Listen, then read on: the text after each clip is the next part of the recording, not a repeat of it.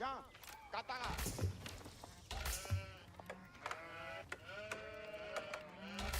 Dilalu. Ai. Kapare. Suborila. Katara. Lonya. Iyo. Pareketa. Totarama. Hello, Siri. Minto. Lonya. Ai. Mu. Pareketa. Katara. Milalu. Iyo. Pare. Suborila. Taga. Lonya. Totarama. Aí.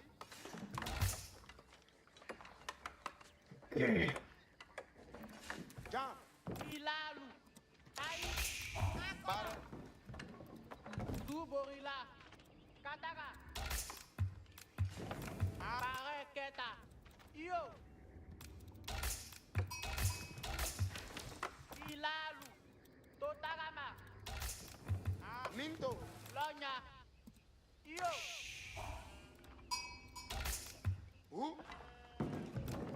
Nsetara. Pareketa. Ai. Mu. Suborila. So. Katulo lo. Konoto. Minto. Okay. Pareketa. Akono. Ai. Mu. Ilalu. Iyo. Lonya. Katara. Suborila. Totarama. Suborila. Ai. Ilalu. Totarama. Lonya. Katara.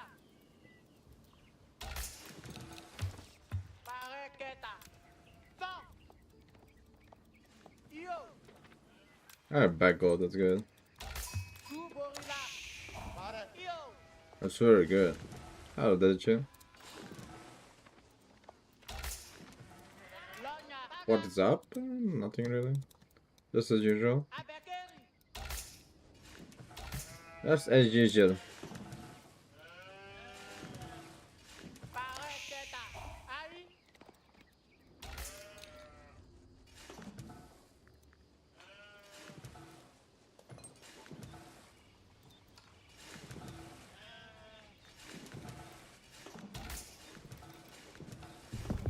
Aí. Tundu. Teage. Minto. Ilalu. Katulolo. Okay.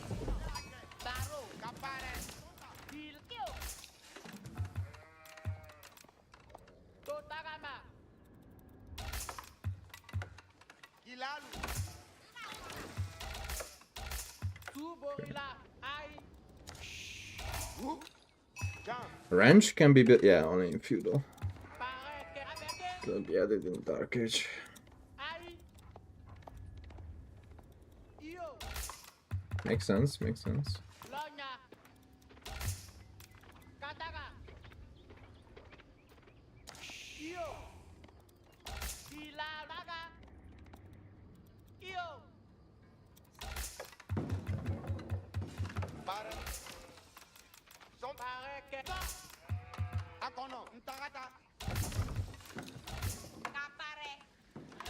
Ilalu. Ai. Totarama. Minto. Aí. Paro. Lonya. Abekeri. Jam. Nsetaga wanyala. Suborila. Katara. Pareketa. Iyo. What's he doing? Dedaru. Ilalu. Ai. Like, he's not getting any scouting information for himself. Katulolo. Akono.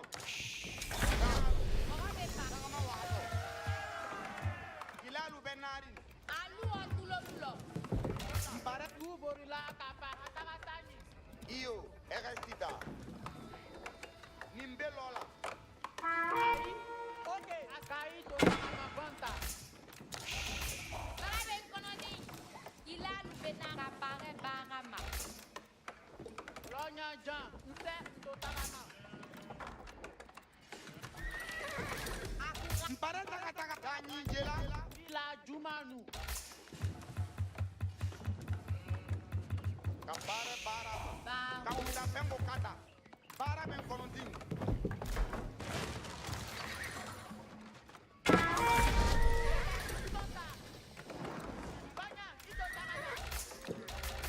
Iyo, sokom pare takatara. Mbeja. Tubo la kapare. Mbeja. Kala nyonga sina. Bara. Alu otulo lulo. Moga be pareta. Kalogo kafu. Alu otu yilne kono. Iyo, nga pareta. Mbeja. Kala nyonga. Beta la para. Tubori alu pareta. Ibe Inyan. kapare. Inyan no be kai kun bonti.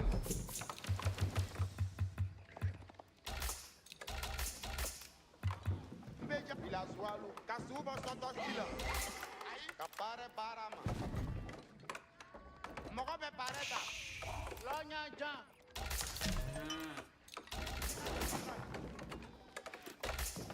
Akadinye. Mbenya kokono. Nseso. Ayi. Kaoke. Mpare taka mse ake.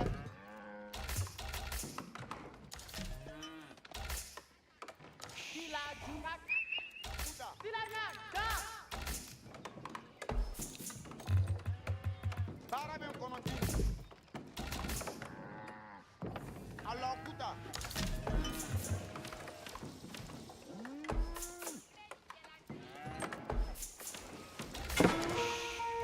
Vila Jumanu. Kakilalu Jogi. Suborila kaoke. Suborila kapare. Bara men kononti danyi jela. Ikakere. Vila Jumanu. Lonya Jan.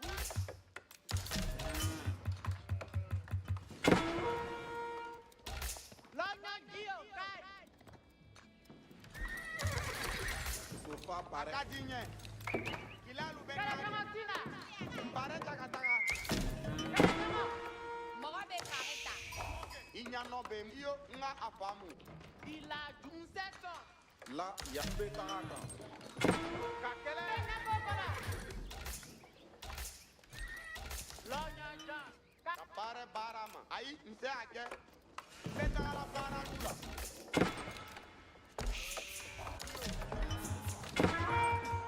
Kakizo gosi. Ani. Nala. Sofa pareta. Ooh, Yari is strong. It is strong. Ila yamahulu. Bara men kononti. Ayi. Kapundolu tei. Alu iya. Ngawa. Barabe kataga sila. Ayi. Nseke. Iyo. Beta la kanku. Kilalu benari. Iyo. Pareketa.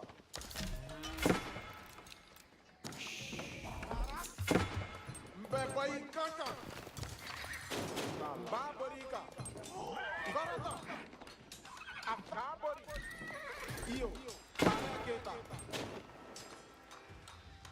Alatosi.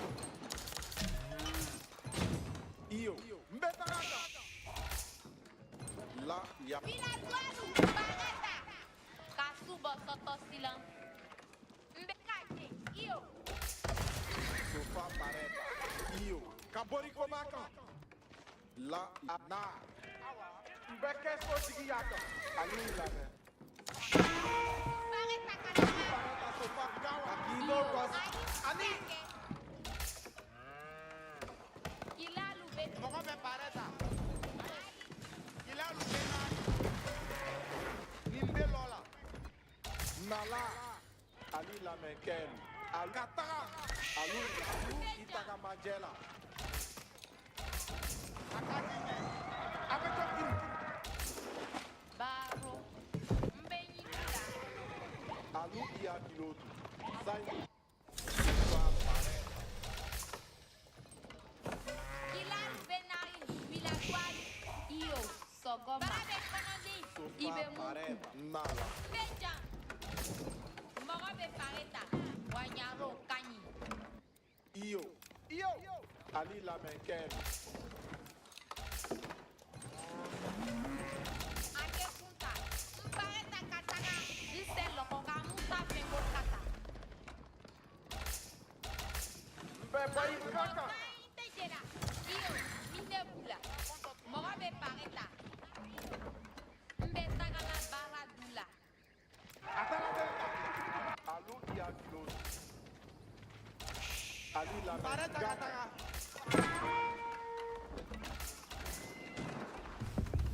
Alu otulolulo. Wanyaro. Alu ɔtulɔlulɔ. Telu wilazuwa nyano bɛ. Alu itali. Sɔndasulu. Kapa. Alu ilamɛnkɛlu. Igabu. Villageois. Pareta. Ilanu benari. Ntelu iye. Ilanu benari. Akobeta. Villageois. Jam.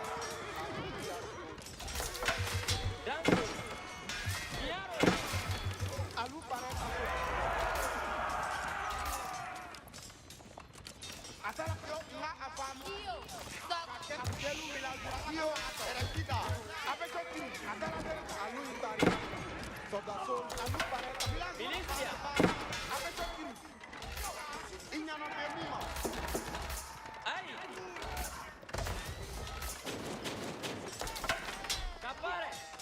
Akobeta. Ibe.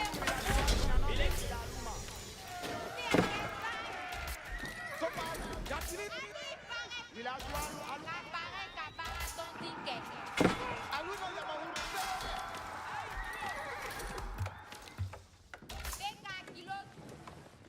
Boji, Sordasolu, Ilajoki, Yamaru, Yamarite, Sordasolu, Na Yamaru, Yamarite Jifo. Gito Bobe. Allo Dasara, Kelu, Bekilaru Sotola, Barawado. Kapare kabara tontinke. Akilo, Baraketa, Bara dozima nga ake. Boji. This is my goal. Alu. Akilo, Baraketa, Yamaru Beyen, Yamarite Jifo. Boji. Nafa Beyen. Gito Bobe. Wow. Nera Kalamindo.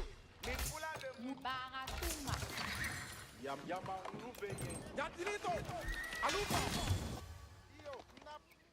Sordasolu. Never remade the Yatai, by the way, which means his economy is not that great.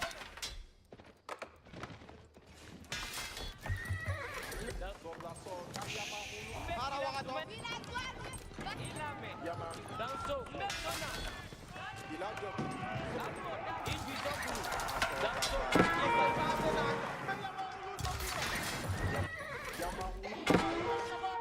Kesobe Siliko. Danso, Brasa, Yamaru Sofamie. Alu Pareta. Sokapare. Yamarite Jifo. Ken. Sordasolu.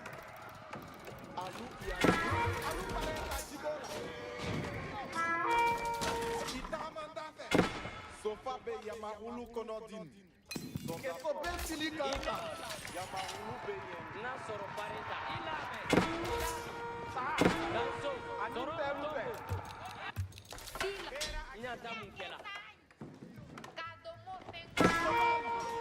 Anutaga, Dara, Ijizoku Agama, Inya Katasul, Kajaba Paraki, Danso Kaipare,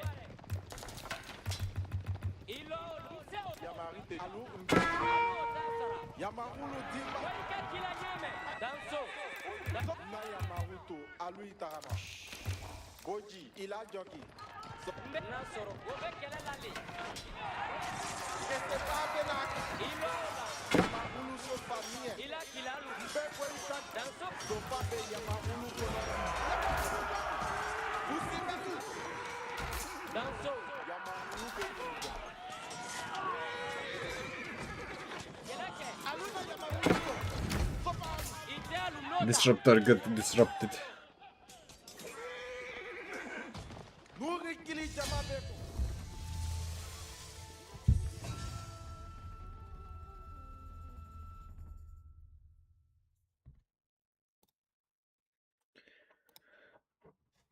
I mean, Marines is very simple and easy to play with Civilization. That's for sure.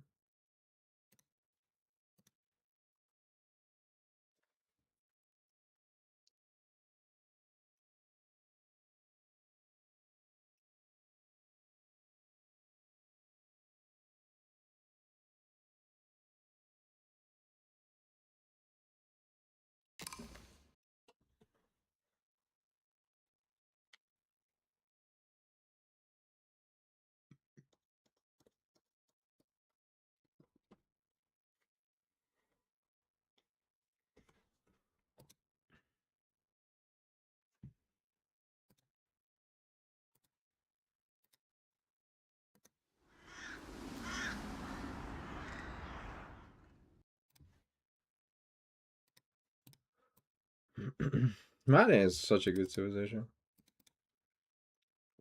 Love it.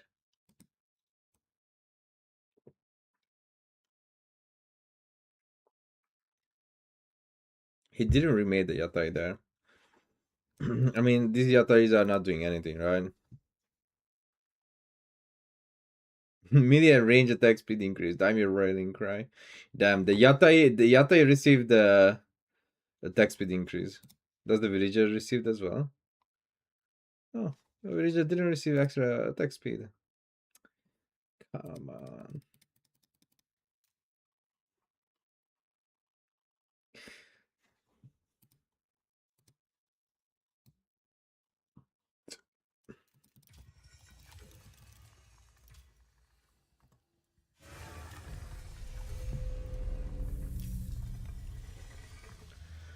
Wow, what a game. That's something.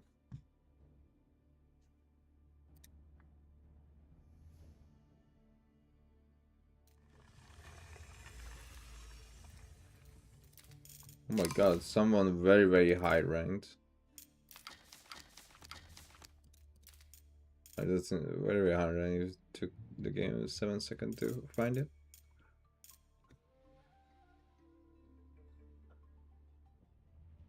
But still much high ranked.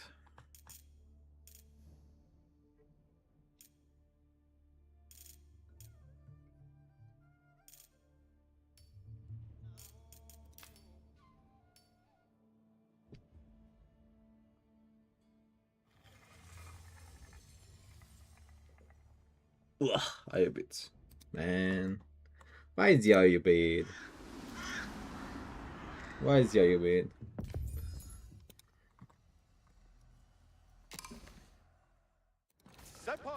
فرمان آری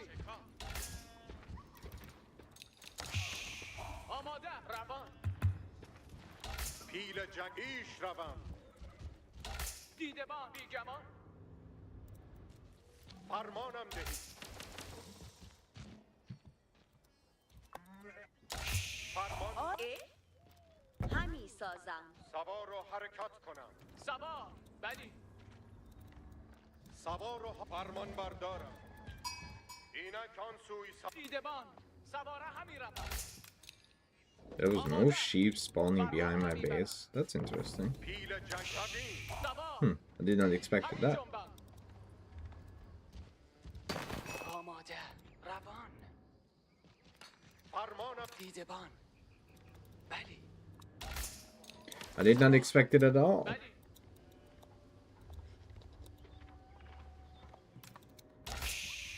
آری فرمان آری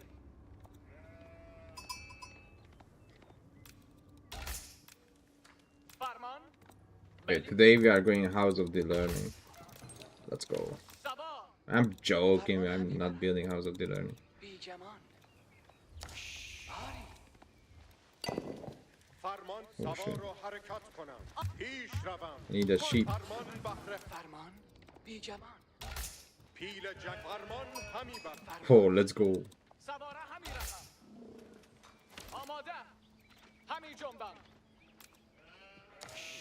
آری I would never build that landmark. We don't need the House of the Learning. دیدبان سواره همی روم سوار Or we can say it House of KW. سوار رو حاضر منتظر آماده خصمان کان همین روز فرمان بیگمان فرمان ها فرمان خطر آری روان بلی فرمان همی برم آری آری بشنوی فرمان بهر بنده اندرون خواهم کرد Oh, دیدبان I need that. فرمان بهر بنده بلی آماده سوار رویم دیدبان روان همی جنبم فرمان همی برم آماده سواره همی روم دیدبان بلی سوار همی جنبم دشمنان فرمان بلی Sheep, sheep, sheep, sheep, sheep, sheep. Where are you? Sheep, sheep, sheep, sheep, sheep. فرمان همی برم آری سوار بلی بیگمان آماده روان Here you go, Mr. Sheep. فرمان همی برم منتظر آماده آری Mr. Sheep. پیل جنگ انجامیده خواهد شد سوار Okay. بلی آماده بلی So where do I build the TC? I mean, that deer pack is insanely good for the TC. فرمان And keep for my wood line as well. Ooh, I could have a keep on my wood line. That's great. بیگمان Love that. TC there. But I can build a TC and a keep next to each other. I mean, that's still gonna protect the wood line, which is not bad. فرمان آری دیدبان روان Okay, let me check. I did not check which age app he picked. Such. روستاییان آری آن بسازتر خواهد شد دیدبان اینجا I'm pretty sure he picked some generic ones, no? آری اینک همی جنبم سوار بسیج Yep, generic. Knew it. مران را پسندد فرمان همین رسد سپس جنبی من شما را چه نیاز بود فرمان چه بود همین فرمان اطاعت همی شود فرمان من آن کار را همی کنم He might go سوار آن سوی بر aggression همی روم. on me. آری تیزتر رو فرمان های It's likely. همگی آماده بود سپس جنبی به کارم فرمانم ده اینم دیدبان این فرمان بردارم همی روم فرمان چه بود کار فرمان چه بود اطاعت همی شود خصمان نزدیک سوار و حاضر بر ما شکار روستاییان آماده و در خدمت شما روستاییان اینجا روستاییان روستاییان سوار بسیج من آن کار را همی کنم روستاییان آماده بود در خدمت شما گوش دهید دیدبان اینجا خواهم کرد Maybe not. فرمان بهر اینک آری بیگمان Not sure anymore. دیدبان اینجا Because he was getting extra wood. So I guess he's gonna make a stable or arch range or something like that. خوش همی ایستم سوار بسیج He's making a stable right همگی now. آماده باشید آری خطر اینجا پسنده تا روستاییان اینک فرمان چه بود سوار بسیج دشمن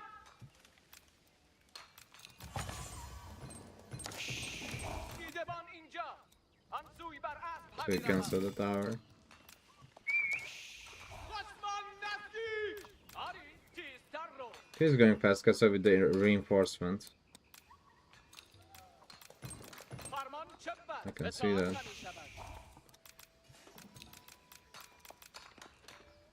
سوار بسیج فرمان بردارم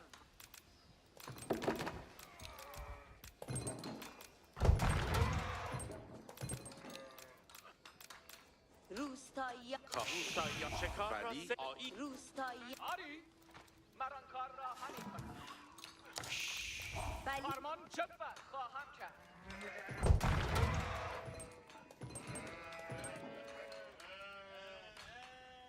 دیدبان اینجا سواره خواهم رفت سب فرمان هم میرسد کردم سوار بسیج فرمان You're gonna collect all the relics for sure. That's fine. کار روستاییان آماده و در خدمت شما فرمان همیر روستاییان ولی من آن را خواهم کرد گوش دهید هنگام راه روی آراسته گوش کار دهید همگی آماده باشید خواهم کرد آراسته کار من شما ولی به کارم هم میرسم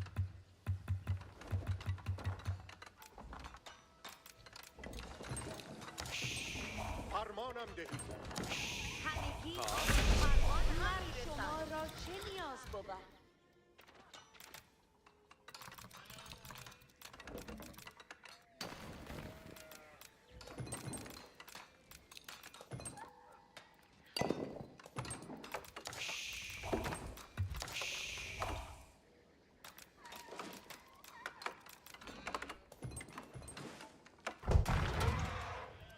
پیل جنگی منتظر فرمان. تمام توجه فرمان فرمان ها هنگام چه کار فرمان لازم بود کانتری پیشرو I mean, I know he's taking all the relics from the map. You know, it makes sense that the person who is fast casting takes all the relics. این برم سواره به جلو روم سپاهیان اینک گوش دهید. هنگ بخش فرمان حاضر باشید رعایا سواب توجه فرمان چنین خواهم کرد. دشمن هجوم برند خاموش این پیل جنگی بخش فرمان حاضر باشید رعایا چه باید کنم این برعکس پیشرو حاضر من فرمانتان را برم فرمانم دهید. انجامیده خواهد شد. هنگام کار فرمان بهر بنده. باشد چه کار لازم بود بنا تمام بود چه سوار و باید حاضر. کنم هنگام فرمان فرمانم دهید. حاضر کار هنگام کار چه با همگان گوش دهید فرمانم دهید فرمان بزن ایرک روم حاضر کار پیل هنگام چه کار باید کنم سوار و حرکت کنم. چه باید کنم باشد چه کار لازم بود نیزم فرمان بهر بنده. I don't need to make elephants immediately. همگان جنبی هنگام کار حاضر کار I have very fast DCs. هنگام فرمان That's good already. گیتی خوردن همین خواهم همه توجه چه باید کنم مردم بدین چه باید کنم کمان حاضر بود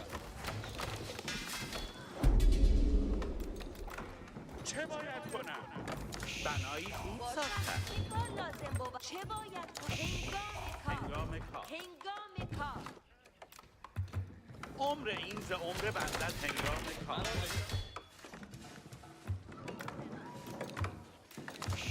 و نیزم فرام هنگام کار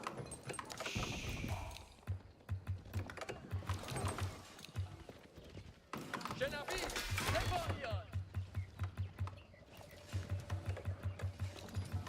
عمر این چه باید حاضر کار باشد چه کار هنگام کار هنگام کار باشد چه کار لازم بود؟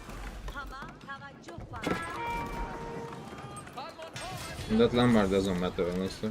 Like, I don't need to rush there and like save it immediately. چه باید کنم؟ برنامه انجامیده خواهد شد. خاموش فرمان چه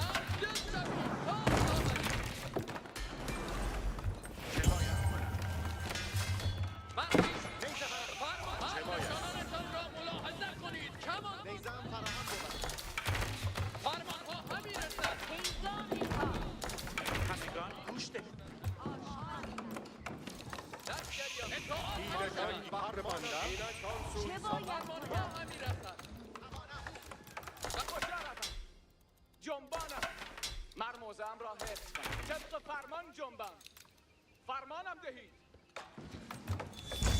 بحر فرمان حاضر. لشکریان آماده فرمان ها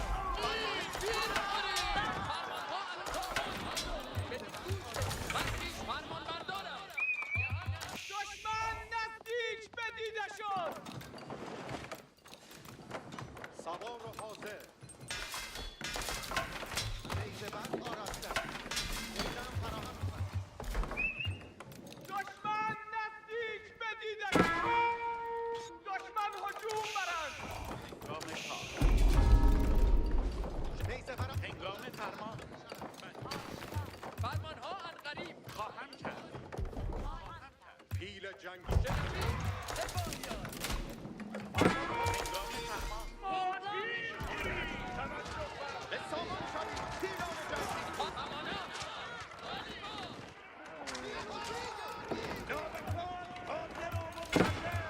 نیزه من فرمان را خواهم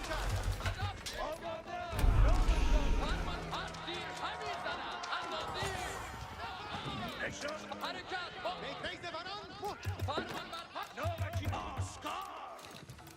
باشد چه باشد چه کار لازم؟ باشد چه کار چه باید کنم؟ اینک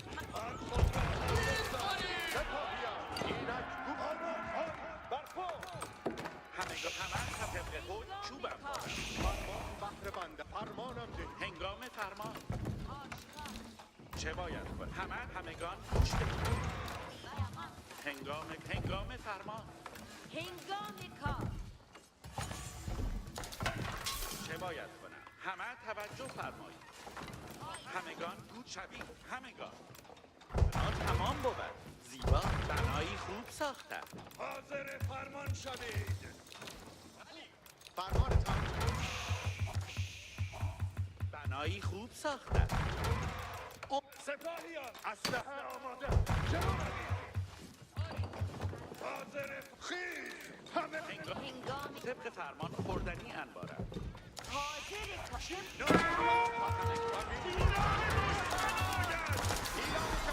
نشانی پس گیرید.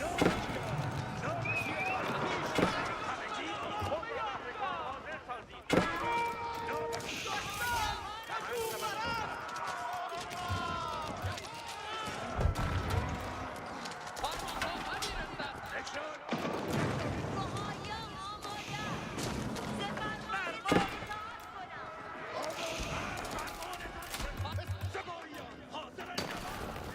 بنا تمام بود. همه توجه فرمایید. همگان گوش دهید. رعایا سپاهی حکم من پیش را هنگام کار. فرمانهای نو همراهم شد هنگام شد. چه باید اینک توجه فرمایید. لشکر هنگام خود را بهر کار وقت زان لذت خواهم. رعای همگان گوش دهید. سوار و حاضر اینک آن سوی سواره روم پیش روید.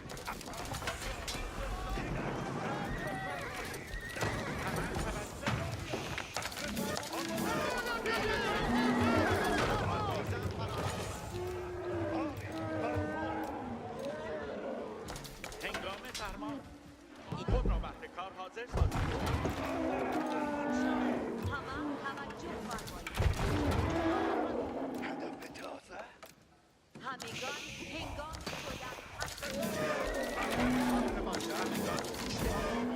مران را همگان گوش دهید. بر خود جنبی همه با پیش روید. نیل جنگی منحطمی کنم. خیز همه جنبه. سپاهیان بشنیدم.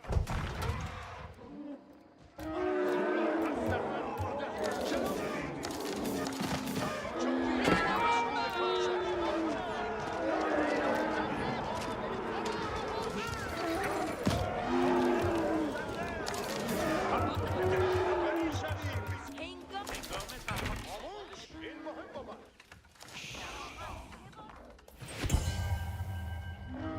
پیشرو حاضر رفتن.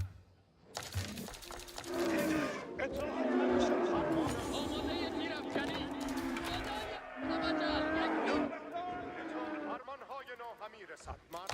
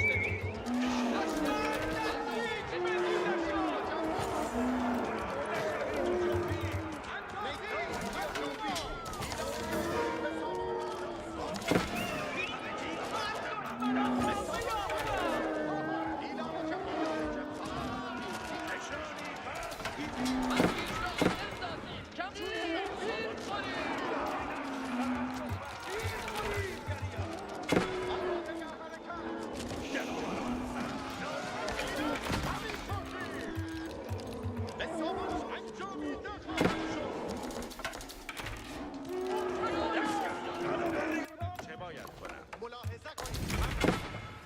Yo!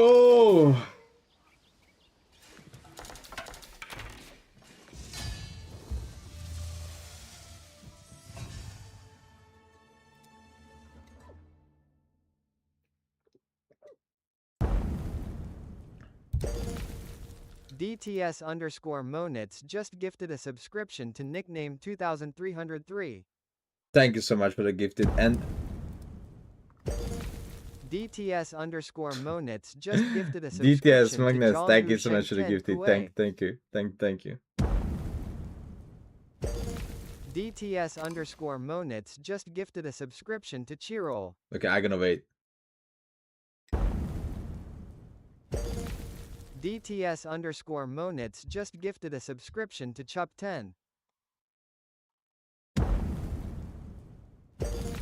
DTS_Monits just gifted a subscription to Megachrist_.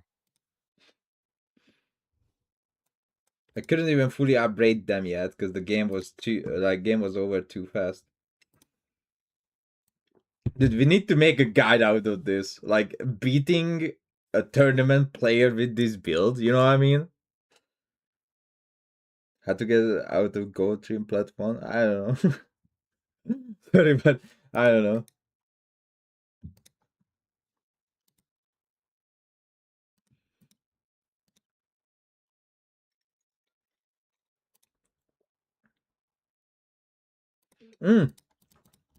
So this is a really good question, by the way. Let me pause here for a second. Thank you so much for the gifted subs. Thank you. So I cannot tell you like how to get out of Go3 platform because I was never stuck there, right? So I really do not wish to feed you lies. Like, who, bro? This is what I did to get out of Go3 platform. I can point out of things that you need to do better to make sure you climb higher. But the biggest problem is, so this is what I noticed, and this is not like shit talking you guys or anything like that, but your mouse need to be fast, you know, the mouse control and the thinking. And the reason why so many people struggle to get out of a league or anything like that, because the brain function does not work that fast. It doesn't mean that you guys are goddamn dumb or anything like that, but everyone has their brain working differently. Now, the reason behind that, it's because not enough FPS games being played. So I have noticed many people who did not play FPS before, or not really on a good level of FPS, their mouse control is also worse.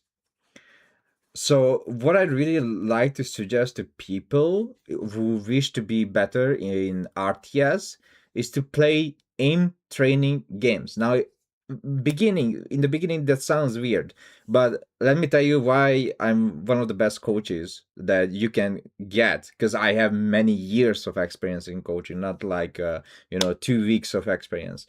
I did coach many people or even teams as well, where we are talking about FPS. I have like 10 years of Call of Duty 2, by the way, still inside my brain. So why is it so important to do the aim training, even though we are playing RTS games? The reason behind that, because when I sat down 2 years ago, sorry, this happened 2 years ago, and I'm still making a full document of streamers and players. Now, the reason for the aim training, because many of the people I've watched or coached, the biggest problem they had is the mouse control. Many of you are stuck in low league because you don't even know how to control your own mouse. You are trying to buy the spicy mouse that has like 12 buttons, 69 different DPI settings and everything, and you are thinking, well, if I buy this amazing mouse because the pro player using the same mouse, I'm gonna be the most giga chat player in this game, and I'm still silver 2. So the biggest problem is that when I see people playing, that they move the mouse like this. You will never get out of gold and platinum if you move your mouse like this, like when select the archer, it takes like 2,000 years to select one archer, and after that,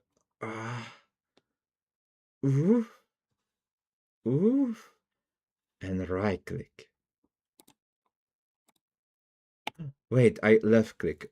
I need to go back.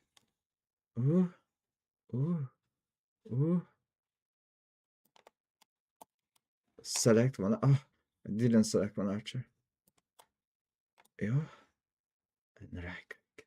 So you know what I mean? So that's the biggest problem. But people have very bad mouse control, and the best way to practice mouse control and to make sure you have fast mouse movement and everything is actually playing aim training softwares or games, just like QICK. That's a very, very good example. Many people will not tell you this to do that, and that's a huge mistake, I think, when you are going to a coach and they are not telling you to, hey dude, just play some aim practice or aim training games because your mouse control sucks, and that's it.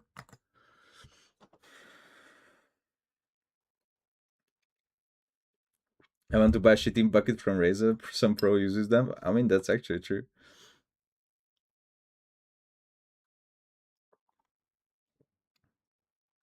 Yeah, Kovacs is fun. So, try to use some FPS aim training kind of stuff. I used this guy just played Louis and KP stream. I don't know. I did use Kovacs when I played FPS competitively, and again, so what I told you is the biggest difference is that when an FPS player comes to play RTS, their advantage is the mouse control. Their keyboard control is not as good because you don't need to do many things on your keyboard when you are playing FPS. It's not like, you know, insane kind of stuff while playing FPS games. You don't have that many hotkeys, control groups, and etc, etc. They have really good mouse control, and that's their advantage. If you never had that experience, then you should do it, like, let's say 1 hour a day or 30 minutes. 30 minutes is enough. 30 minutes aim practice a day, or even 15 minutes of aim practice per day is gonna help you a lot. If you don't do, listen, I've been selected some people as a practice, aka coaching, like 15 people I selected that I coached with aim training, and 15 people who I did the same coaching on them but without the aim training. And surprisingly, those people who actually use the aim training software with the same coaching lessons and everything we did together, those people actually played better. Those who use the aim training software, or let's say Kovacs. Yeah, that's my biggest advice.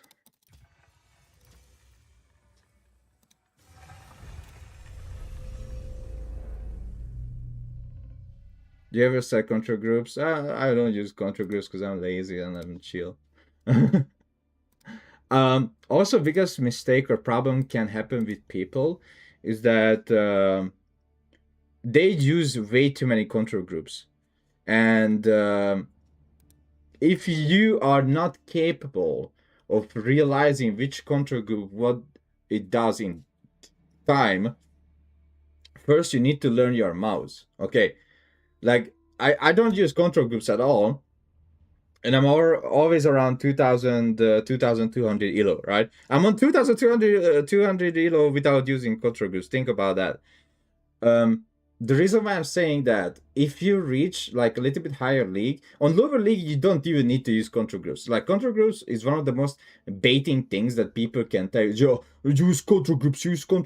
But you know what is the biggest problem when XY tells you to use control group?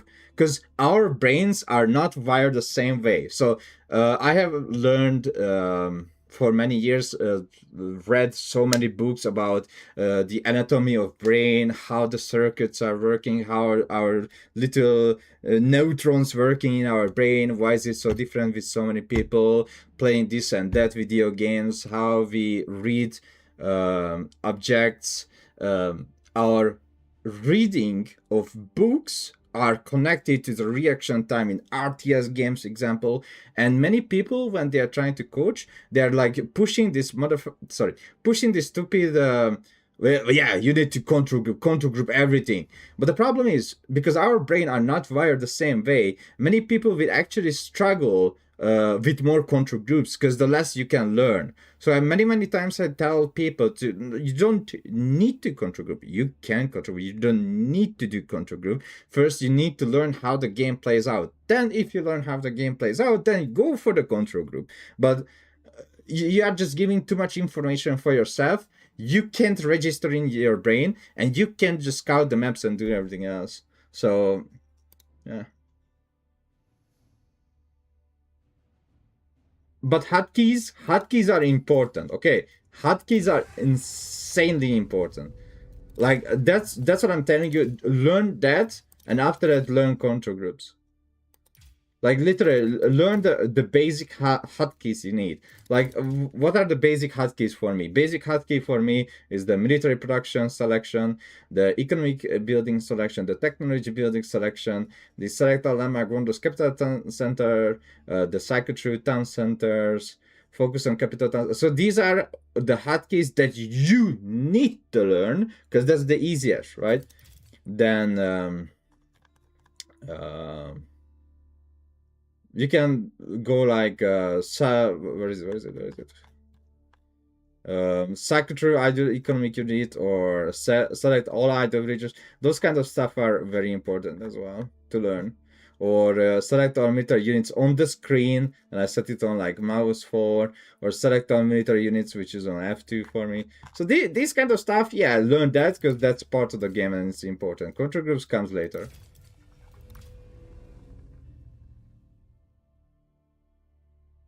How much do you use camera save location? What the hell is that? Camera save location? What the wait? What?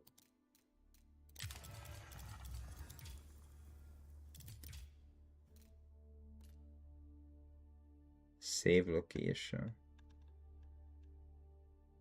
What do you need save location? What did it does? What's the...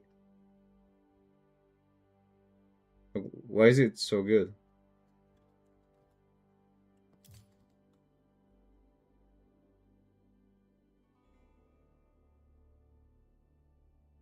Current location really useful for StarCraft 2, but we are playing Age of Empires 4. I came to RTS from WoW, and first thing I do is learn all key biddings and set up my own keybinds because I like use keys more. My cousin I reach time with the current guys, of course. happy to read that, Crouch. I never actually made the connection of aim in RTS, but it makes so much sense. Listen, I'm a reasonable person. We can, like, I really like to have conversations because people then learn how smart. Okay, listen, I'm not saying I'm smart. Okay, I'm not saying, but you know what I mean. I'm a really reasonable person about everything, and I can tell you why is it.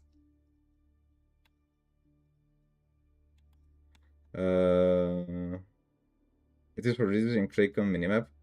I mean, I have no problem with clicking on a minimap since, like, so this is where what it comes in when I'm talking about good mouse control, right? So, like,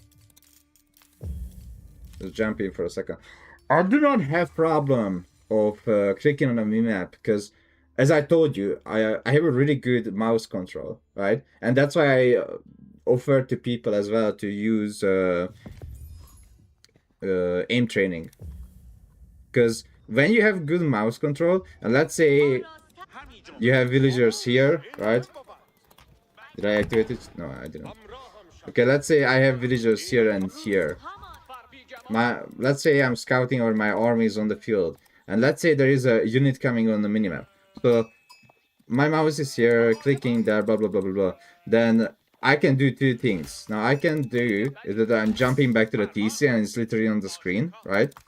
Or jumping back to the unit that I need to select and just put a control group on it and just immediately jump in, or jump into the TC and I'm here already to set control of anything. Or I can just do this, like, you know what I mean? So I have fine control over the mouse to make sure I click on stuff immediately. And that's why I said, like, fine mouse control is very, very important.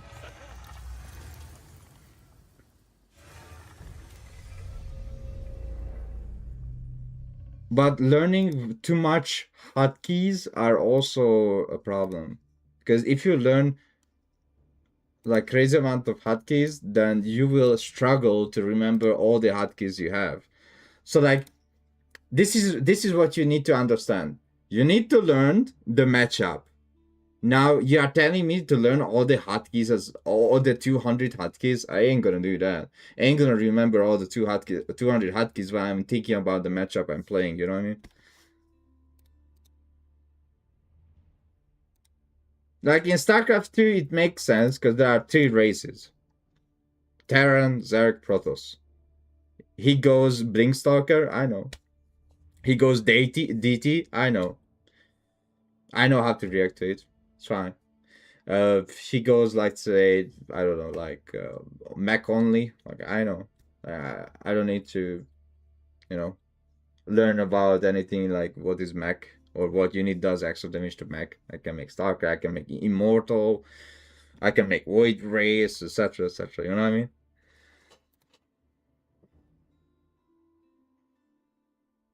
Yeah, I agree. Hello, Bruno. I agree. I just said that this is not StarCraft 2. That's what I said. That's what I said. But I totally agree. It works, I guess. I don't play StarCraft 2, by the way. I only played co-op. Single player and co-op. Okay, this is my honest. I played mostly single player and co-op in StarCraft 2. Okay, that's what I played. But I have never heard about the save camera location till you mentioned. Okay, let's make a guide out of this Tukla game, because it's being successful way too many times now, and we need to talk about it.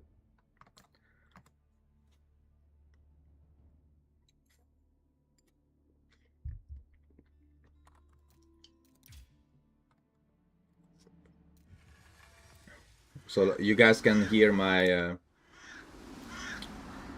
brain here.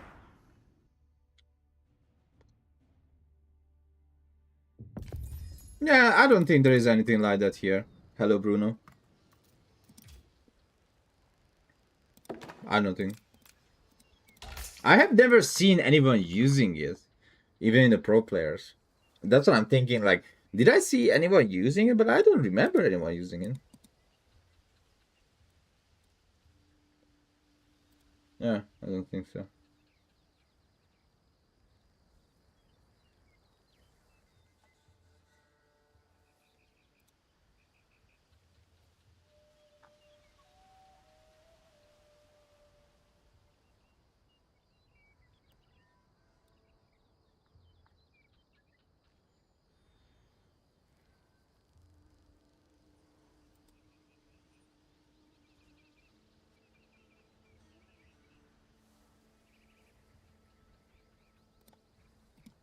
Okay. You guys ready?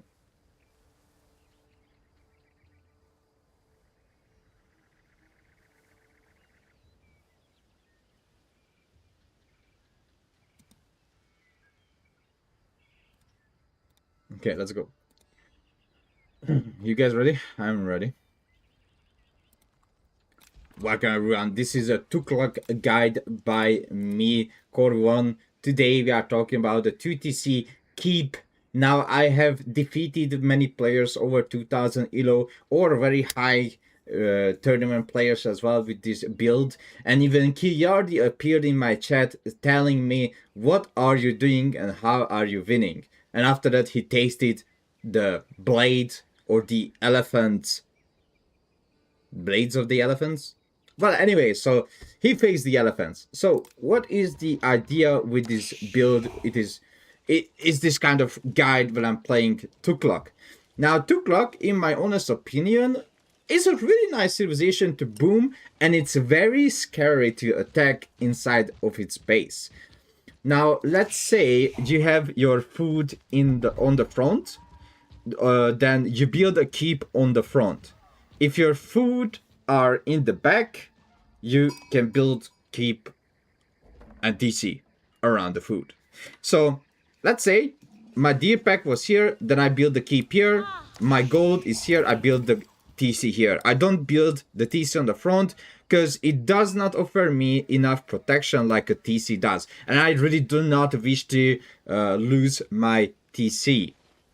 Now if I'm facing feudal aggression against my 2TC fort gameplay, then I can just make, of course, stables, archer ranges, or barracks to make sure I protect my TC or my keep. Again, if you have your food on the front, then you are building the keep on the front. If you're both food and gold on the front, then you are building both of them. But you will see eventually. So the first thing I do, I'm actually aging up with Tower of Victory because the attack speed with Tower of Victory is really nice on the elephants. So as you can see, I made only 2 elephants, 1 elephant to the gold and the other elephant to the berries. Now this is really important because after that I make villagers to the TC and I make it up to 4. Okay, listen to this. So the 2 villagers on the gold will most likely age up with the Tower of Victory, and these villagers will go to the stone. If you are getting Dark Age Tower Rush, don't worry. And let's say you can't make a 2TC. It's very simple what you need to do. So if you can't do this build because you get Dark Age Tower Rush, all you have to do is just protect yourself against the Dark Age Tower. Just age up, collect wood, food, etc. You can make an archer range or a stable and just keep continue the same build. Okay, let's say you make an archer range or a barracks and just, you know, counter the Dark Age rush, the spearman rush. If he doesn't build tower in the Dark Age, your opponent doesn't build tower, that's the best. If he builds tower, then you just go to any other stone on the minimap with some support of your own spearman or of your own archer. If your build is delayed, it's still good, it doesn't matter because he cannot push your keep or second TC because both of them is going to be in a really good location, and after that you can counter their Dark Age rush. if they are doing the Dark Age Rush and with the tower, and your Castle Age will be delayed, do not worry. That's why we have the Tower of Victory, because the DPS of the Raider Elephant can easily destroy men-at-arms, okay, or knights even. So that's the reason why we are going up with the Tower of Victory. If we have to make units against a Castle Age player, then we're gonna have elephants that actually does really good damage. So as you've seen, the villagers from the gold building the Tower of Victory, new villagers going to the wood, and the 6th villager that was on the berries are actually on the stone now, collecting stone to make sure you will have enough stone for both the Tuklava fort and the second TC. And people now trying to tell you some interesting facts that it's better than to build 3 TC than build a Tuklava fort, which is exactly not true. And you are now shaking your head and you are trying to understand, but streamer, why is it not better to build straight up 3 TC? Why is it better to build a Tuklava fort? But the reason behind that, it's very, very simple. This is a keep. Yes, of course, it does not give you another option to queue up extra villagers, but you save at least 350 resources. We can say 400 wood, but you know, a keep is a 400 stone, which means you just save 350 resources compared to the town center. But that's not just the only thing. Why is it so important? And we need to talk about it, of course. Tuklava board has 10 garrison slots. It has base arrows, which are way much stronger than a garrisonable second TC. Even though it has 500 less HP, I'm pretty sure it's still much better a protection than having a second TC as a protection. So which one would you pick? Would you pick to garrison inside a second TC or a fort, which literally blocks everything that tries to harm you? Now, I have done this build against Feudal Aggression, English, Feudal Aggression, HRE, and I have never failed. Again, I'm playing against a very, very insanely strong player, over 2000 reach, 2200 elo as well himself, and playing tournaments and playing against very, very, very strong players and beating players left to right as well. So, as you can see, second TC is done on a deer camp because the deer camp is in the back. So I was like, okay, I'm gonna build it here because it's very, very safe. I'm gonna build a keep close by as well on the gold and the wood. And again, as I mentioned, if I had the food actually on the front, I would build the keep here and I would build the TC on the second, on the main gold. Okay, so if the main gold is here and the fruit is up front, TC goes on the main gold and keep goes on the food here on the front. You will see, as I told you, it has 500 less HP than a TC, but because it has 10 damage, 2 times 10 damage with 1 attack speed, okay, and also 10 unit can garrison inside. So main TC has 8 damage, just 8 damage with 1.88 attack speed. A Tuklava fort has 2 times 10 damage, so 10 damage every second with 6 tiles of range, and the second TC has only 6 damage per garrison. Okay, this is what really important is. The garrison damage is way much lower, and the total DPS is way much lower than compared to the Tuklava fort, the 2 times attack Tuklava fort, right? So if I spend another 350 resources, I could have built a 3rd TC, but because I'm building a 3rd TC, I'm eating more food as well, which slows down my castle. Now I'm playing against a castle civilization, the iCUE, which really likes to like push out to castle and after that collect all the relics on the map. Now you will see, even though my opponent collects all the relics on the map, I'm not really scared of it. I'm like, okay, let him do that. At least I have the 2 TC. At least I have. Look at that. Look how fast. Look at how fast the keep shoot. Did you see that? It's already half HP.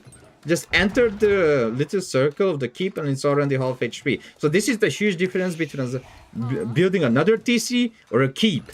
Because now this keep will protect everything in this range, and when you upgrade it from 6 it goes 7, from 7 it goes 8. So the range is increased as well, and also the total arrow damage increase as well. Because every time when you upgrade it, you can read it yourself as well. Upgrade this 2 fort with another default arrow, which means it's gonna be 3 times 10. But wait, listen, read it more.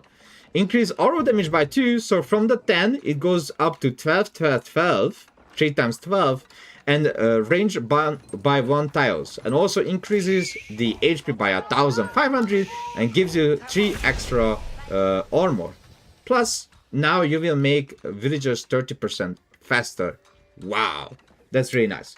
So we are going up the compound defender to make sure we can build keeps even cheaper and more on the map. It's going to be very, very important. Sending villagers to wood, food and gold, trying to split it up, and soon researching the woven baskets, because we need more 5% getter speed and 5% the drop percentage. So we are trying to be an imperial officer from China, but we are not yet, of course. Okay, so pulling villagers to wood. I'm trying to relocate the villagers to food, wood, gold, to make sure I can make some production buildings as well. And I'm pulling out 1 upgrade, because as you see, I was getting a little bit of stone with the villagers around my TC, to make sure I can put at least 1 upgrade on my Tuklaba fort, which is gonna make... yeah, I lose 1 villager here, but really doesn't matter, because I'm already 10 villagers ahead compared to him. So even if you lose a villager because you were greedy to get a stone, it's fine. Don't worry of losing 1 villager. Because of that, stone gathering, now this Tuklaba fort is much stronger. 3500 HP. Now you make villagers every 15 seconds, so you just got the Song Dynasty. Congratulations. And it has, as I told you before, 3 times 12 damage. Now we are slowly making production buildings. So this is the time when your opponent can't really do anything with you. He fast castled. What can he do? Collecting the relics and capturing the sacrifice. Amazing, lovely. I'm already almost 20 villager ahead. I'm making production buildings. If he dives my TC, this is a really funny thing to do. If he dived my TC, I would just grab all my sheep, put to this keep, make another work elephant, put to the keep, and I just gather the sheep under the Tuklaba fort. What can he do? Is he pushing under a keep? Like, you cannot be serious, right? So he will not push under this keep, because again, it has insane damage with insane attack speed. So what I'm going to do is I'm making barracks, making archer ranges, and just making units. You don't need to immediately make elephants with this build. Elephants will come later, of course. Spending the wood, extra wood as well, just building a few farms. Collecting the sheep. So this is why it's so good to collect the outside resources first, then you can go to the sheep and you can build farms. And don't forget, it's like playing with China. We are level 2 on the upgrade that we have, which means we are up to 15% of drop off and 15% extra gathering speed. That's already crazy. 50% extra gathering speed on everything, and also 15% drop. So we are almost an imperial official on every resources. And you are asking me, but Couriers, why is it so good to have 15% dropping on every resources? Which, let me translate it to you in resources. Which means you have 15% more on this wood. Okay, you have 50% more on this gold. You have 15% per berries, 15% per deer. So everything is 50% extra. And when you go to Imperial and you get elephant harness, then it's gonna be 20%, which is exactly like an Imperial official boosting your buildings from China, right? Because the Chinese or the Zushi legacy Imperial official can boost every resources by 20%. And why is it so good? It makes China and Zushi really very strong, because the extra resources they can get it out on the map. Now, as you can see, I'm making just archer spearmen, because my opponent is mostly making cavalries. And if you wish to counter units that has bow, you need to make archer spearmen, right? So that type of unit I'm making. If he had men-at-arms or if he had lancers or knights, I would have heavily focused on crossbows. But because these units have no ranged armor, base ranged armor. You can research, of course, but has no base ranged armor. Spearman Archery is the perfect counter against it. If it was Mangudai, I would make the same comp. Okay, if it's Mangudai, same composition. If it's Horse Archer, same composition. Any kind of Horse Archer, this composition is insanely good. You can put in some crossbows, some man-at-arms as well, just in case he prepares to switch to man-at-arms himself or to archers. So now I'm collecting the stone, I'm securing this location, because this location is secured already. I have the Tuklaba Fort protecting. So let me pause for a second. As you see, okay, listen to this. As you see, there is a unit garrison inside. And that unit has 10 bow damage with 2.62 attack speed. Now, this is what I'm talking about. A second TC garrison damage is 6. Okay? Just say it as well, just like I did. 6 damage. A Tuklaba 4 garrison damage is 10. So, try to push that, brother. Ain't no chance. So now I'm going to build the second TC, and I'm insanely ahead of villagers thanks to the faster villager making. I'm making a Tuklaba fort here and a Tuklaba fort here. This one is gonna be Bakar, and this one is gonna be Jailer. The reason why I'm building here, because I'm just protecting my main TC and the food resources around it. I push my opponent back. I don't push more. I was like, okay, I pushed him a little bit. Now go back. I have a good amount of infantry, good amount of archers. I just need to stay here and do damage here. Another camel. Wow. So now I upgrade this into Jailer and I upgrade this into Bakar. Let's speed it up a little bit. So why are these very, very important? Now this one gives you more food. So as you can see, Governor Bakar, farms and houses within the Tuklaba forts or each generate food per minute.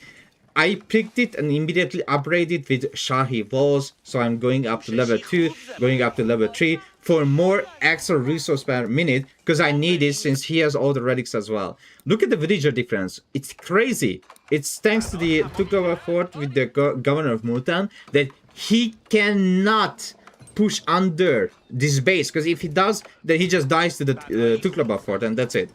So now this area is protected as well. I have the Governor Jailer, which gives you more HP on your cavalry units. So as you can see, I have a great amount of infantry unit protecting all my villagers. Even though if I lose a few villagers, doesn't really matter, because he is sacrificing units, I'm sacrificing units. So he is trying to push in. He's losing camel, I lose camel.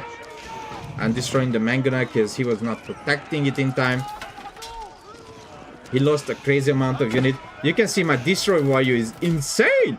4,000 destroy value to the 1,600. And I'm still way much ahead with villagers. I will upgrade the Tuklaba fort once again. Shahi walls. This one, look. So the red brick bastion, which is gonna make this Governor of Bakar to 336 food per minute. You will see from 240 it will go up to 336. So when you are building the farms or houses around the Governor of Bakar, the corners are calculated in as well. So don't forget, corners, everything just literally reads into the landmark, and that's why you will have 300, I'm pretty sure 336 food per minute. Putting walls, farms here, putting farms here. As you can see, I'm using my second TC as well for farms, main TC for farms, the Tuklaba fort farms, and now making the elephants while I have the Tuklaba fort. So I was not waiting for red brick bastions, because you need to make elephants immediately to have a little bit of map control. And you can see I will have more units compared to him. And I look at this resource per minute. 2,400 food per minute, 1,100 wood per minute. I don't have that many villager on gold right now because I'm not really making gold units, right? I made a few crossbow, a few metal, mostly spear, archer, and the raider elephant with... I forgot to tell you, the camel anise doesn't work on elephants. So you can just really make Raider Elephant against his camels. Because the camel anise doesn't work, and I can show you right now. Look at this. See? The camel anise doesn't work elephants, and that's why QICK is a really, really good civilization against the camel civilizations. Now I have these very, very strong units with their 23 damage. With okay, listen, watch this. They have 1.85 attack speed with Tower of Victory. With Tower of Victory, their attack speed actually better than a horseman. And also one little thing that not even pro players considered when they were playing QICK, and why the Raider Elephant is instantly strong. The Raider Elephant, okay, hold your chair, hold yourself, you're gonna learn something. The Raider Elephant had the same attack range as a Sipahi. Yes, you heard it correctly. And why we hate Sipahi? Because of their attack range and the attack speed and the damage. Now, these are actually Sipahis, but with 320 HP. And that's not even their final form, because I can upgrade this to even have more HP, which you will see soon. So, another QICK fort is done. Sadly, these elephants did not receive more HP yet. But there is even one more upgrade that gives 65 extra HP. So the new elephants I will make right now will have 50 extra damage, 50 extra HP. So again, I have Bakar, I have Jailer, and I have Multan. The next governor, but sadly the game is finished. The next governor would be Jailer, and after that Shawarma. I don't know. I don't know what is the one that gives you better healer elephants. I forgot the name. Wait, I can check. 7. Sorry, not Shawarma. 7. So that would be the not the last one, because the last one of course it's Aimer, but governor of QICK, and after that the Shawarma. So in that order, of course. So now, as you can see, my army is ready and I'm going to push into his base.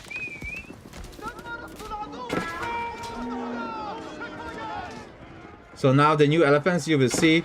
Okay, watch this. 335 HP! And also they have the trample ability. Do not forget about the trample ability. That's very, very important. Mostly against infantry. So it's like whatever against cavalry, because they're gonna just run away, right?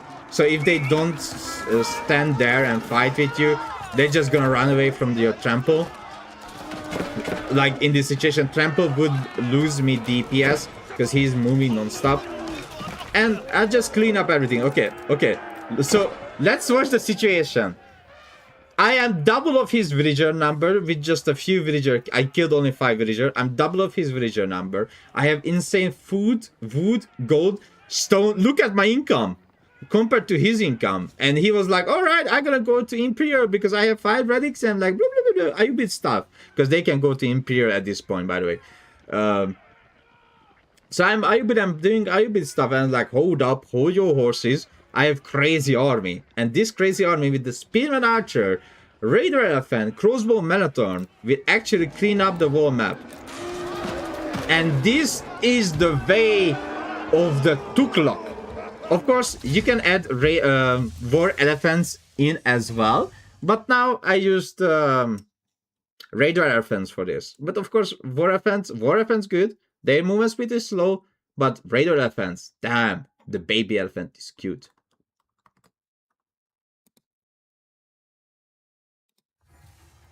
Here you go. So that was my thought and everything about QICK. Now you guys can play QICK.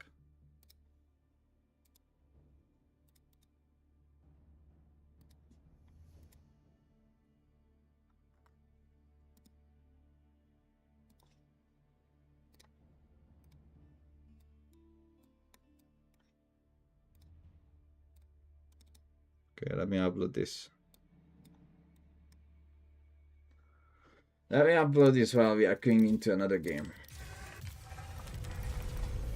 Okay, for now a little bit I don't need to play QICK.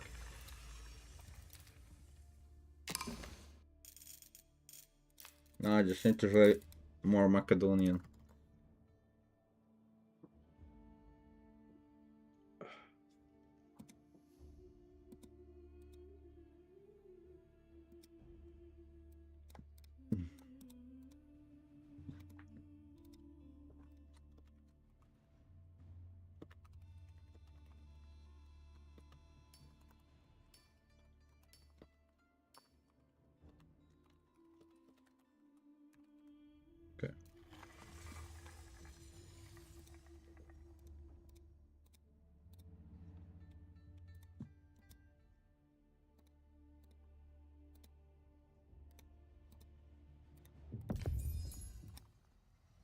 Oh shit, I got a Bassett. The thing about 2TC Ottoman, I mean, I couldn't win a game with it yet, sadly.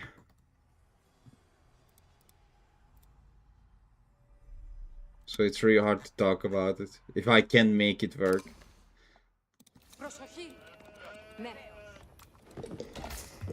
Because if I want to update on a guide, I'm trying to play against high elo players, right? And because I defeated multiple 2k elo players with the 2 clock guide, or the 2 clock style, multiple 2k rated players, and then of course I upload it, right? Otherwise I would not upload it at all.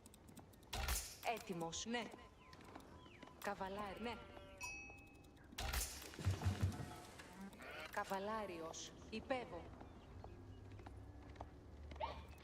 Ασφαλώς. Παρόν. Εργάζομαι. But sadly I couldn't find a victory yet Κατάσκοπος. Κινούμε. with Ottoman 2TC. Ναι. Καβαλάριος. Έτοιμος. Τι. Maybe it works in low elo, maybe, but Υπέβω. you know, if I can't win on high elo with it, then I feel like I'm just lying to you. Έτοιμος. Κινούμε. You know, and that would deeply cut my soul and my personality if I just post a video that I couldn't even win a game with it. And like, man, I just got done lied to my viewers. Κινούμε. I do not want to do that. I refuse lying to viewers.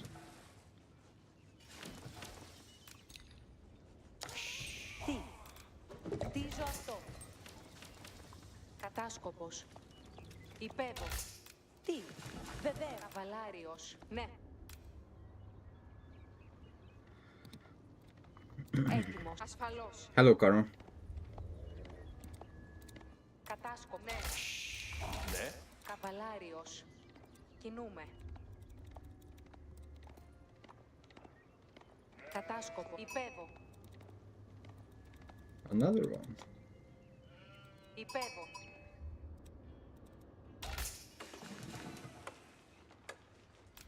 Αναμένει. Παρόν. Μεταλλεύει. Ναι. Χωρική. Βέβαια χωρική. Κινήθητε χωρική. Έτοιμος. Κινούμε. Ναι. Καβαλάριος. Ναι. Πού. Ναι. Κατάσκοπος. Ναι. Like, I have won many 2TC Macedonian as well. What elo is this? 2000. So let's see. Ναι. Καβαλάρι. Ασφαλώς. Έτοιμος. Υπέβω. Of course, it does not mean I will win every game Υπέβω. with it. Ναι. Ναι. Ήρωσα.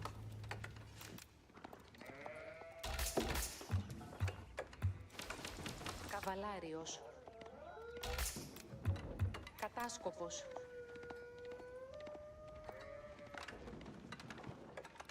I get a good amount of sheep, I'm happy. Έτοιμος. Ναι. Αναμένω.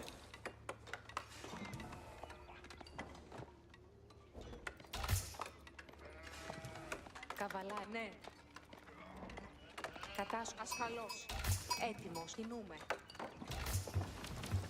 Καβαλά, ναι. Ναι. Τι. Ναι. Κατάσκοπο. Υπέβω. Καβαλάριος. Κινούμε. Έτοιμος. Ναι. Χωρική. Έτοιμος. Ναι. Κατάσκοπο. Υπέβω. Έτοιμος να κινηθώ. Τούτο κτίζεται. Κατάσκοπος όδε. Ταχύ. Καβαλάριος έτοιμος. Να υπεύσω.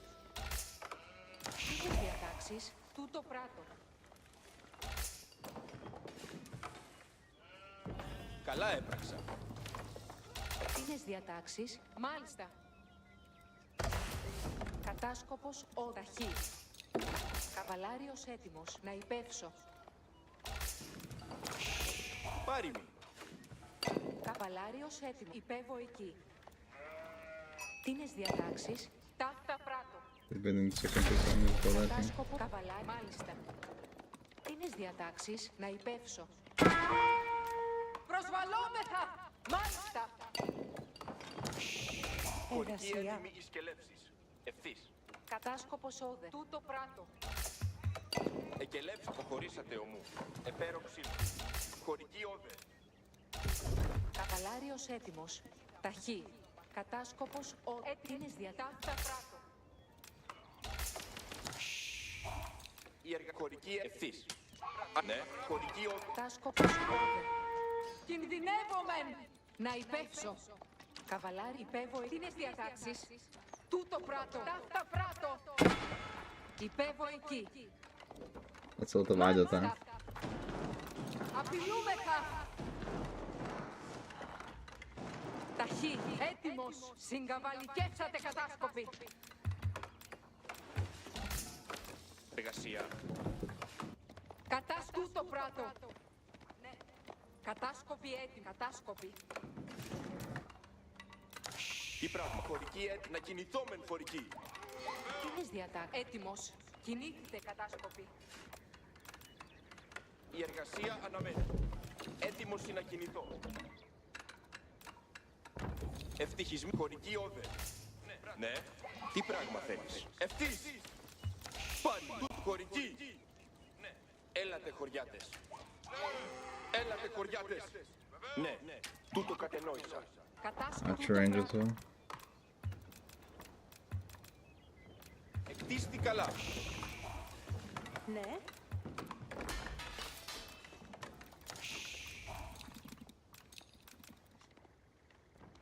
Χωρική έτοιμη εις και λέψεις. Χωρική εργασία. Εις μάχη. Κατάσκοπος ευθύ. Κατάσκοπα. Ταύτα πράτο. Έτοιμος είναι η χωρική. Ναι. Εργασία. Αρχίζω να χωρική έτοιμη εις και λέψεις. Ναι. Η διαταγή σου. Απειλούμεθα. Εις μάχην. Ταχύ. Καβαλάριος έτοιμος. Να υπεύσω. Χωρική όδε. Τούτο κτίζουν. Καβαλάριος έτοιμος. Ναι. Πάντες έτοιμοι. Ναι, μεταλλεύω. Πάντες Εργασία. έτοιμοι. Μέλω να μεταλλεύσω. Καβαλάρι. Τίνες διατάξεις. Τίνες διατάφτα πράτο. Κατάσκοπ. Συγκαβαλικεύσατε κατάσκοπ. Έτοιμος είναι να κινηθώ. Χωρική όδε. Καβαλάρα. Προσοχή. Τούτο πράτο. Πάρει. Αποχωρώ. Τούτο εργάζομαι. Τούτο εργάζομαι. Τότε αποχωρήσατε. Κατάσκοπ. Χωρική έλατε χωριάτες. Προσοχή. Κινήθητε στρατιώτες. Τίνες δι... Μάλιστα. Δότε αποχωρήσατε. Η διαταγή σου. Εκκίζομεν προς αυτούς. Προσβαλόμεθα.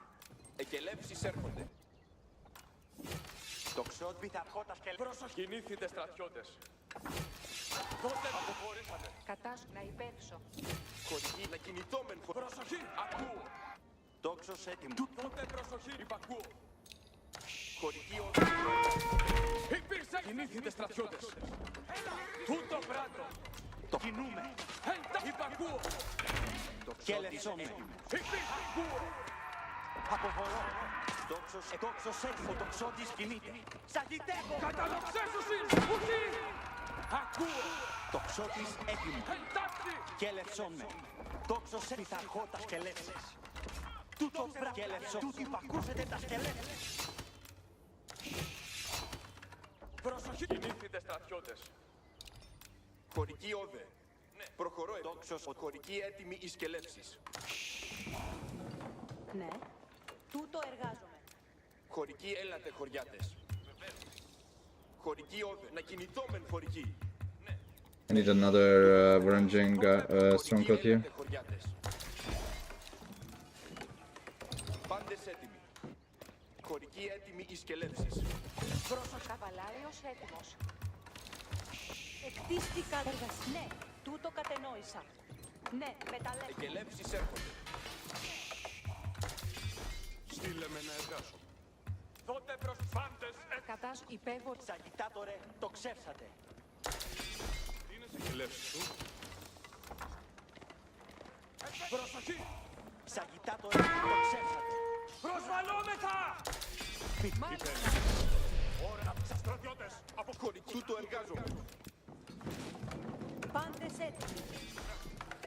Χωρική έτοιμη η σκελέψη. Ετοιμάστε κέλευση μου, περιπατείτε.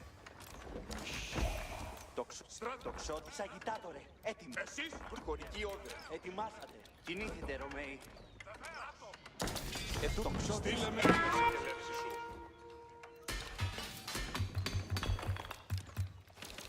Η τιμή μου υπέβω. Τι είναι σε κελεύσεις σου. Ναι, Ακούσατε. Τελεύσεις. Η σκευή έτοιμη. ώρα της υποταγή βάρος ουδέν. χωρική έτοιμη η σκελέψη. Ετοιμάστητε, Ρωμαίοι. Τι πράγμα θέλεις. Πάντες έτοιμοι. Αποχωρήσατε, Ρωμαίοι. Χωρική όρδο. Υπήρξε πάντες οι ορισμοί παρακολουθούνται.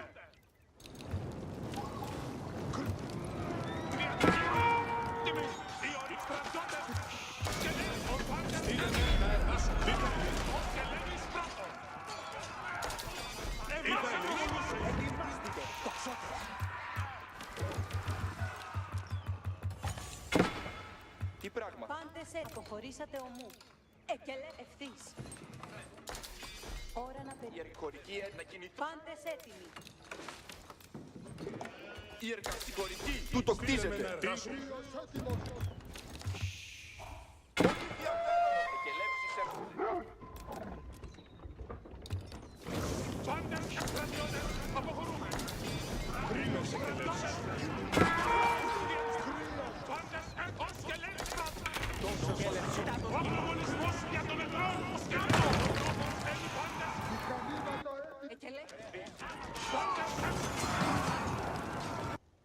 Πάντες ευθύς. Ναι, Δεχόμεθα τα βέλη πολλά. Κινήθητε λυπή. Στρατιώτες, αποχωρούμε. Ευγενής λυπή. Έτοιμοι.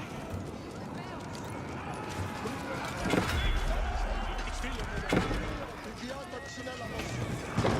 Η σκευή έτοιμη. Oh, against 2,000 in a row.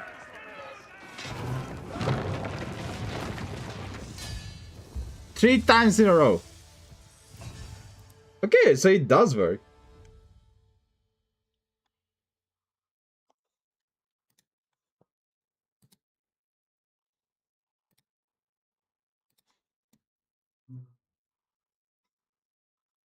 And it worked against aggressive civilizations as well. It even worked against fast casual civilizations. It even worked against Ottoman and Delhi. So I made it work this against Delhi as well.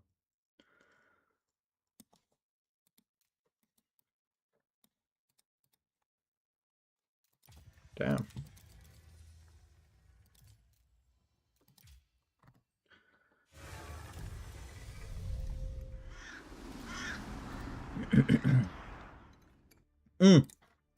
Be right back. Just a minute. Or 2 minutes. Be right back. And we're gonna make a guide out of this as well.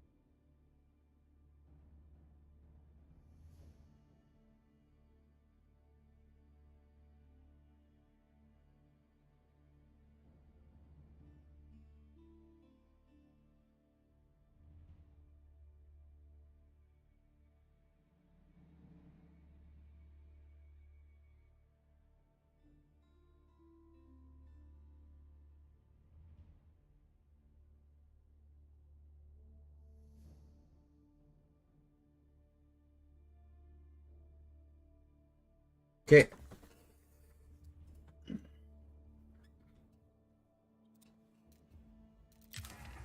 So where is this game?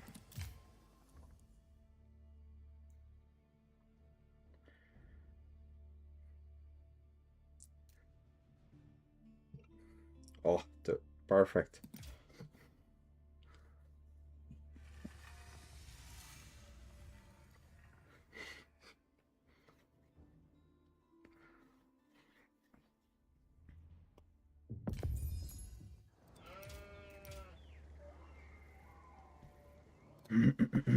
Now let me talk through.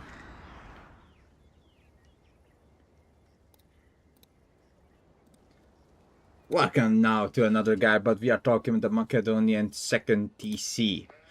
So this is gonna be very, very nice because I have played it against Ottoman, Mongols, Delhi as well. And what is the thing you need to learn?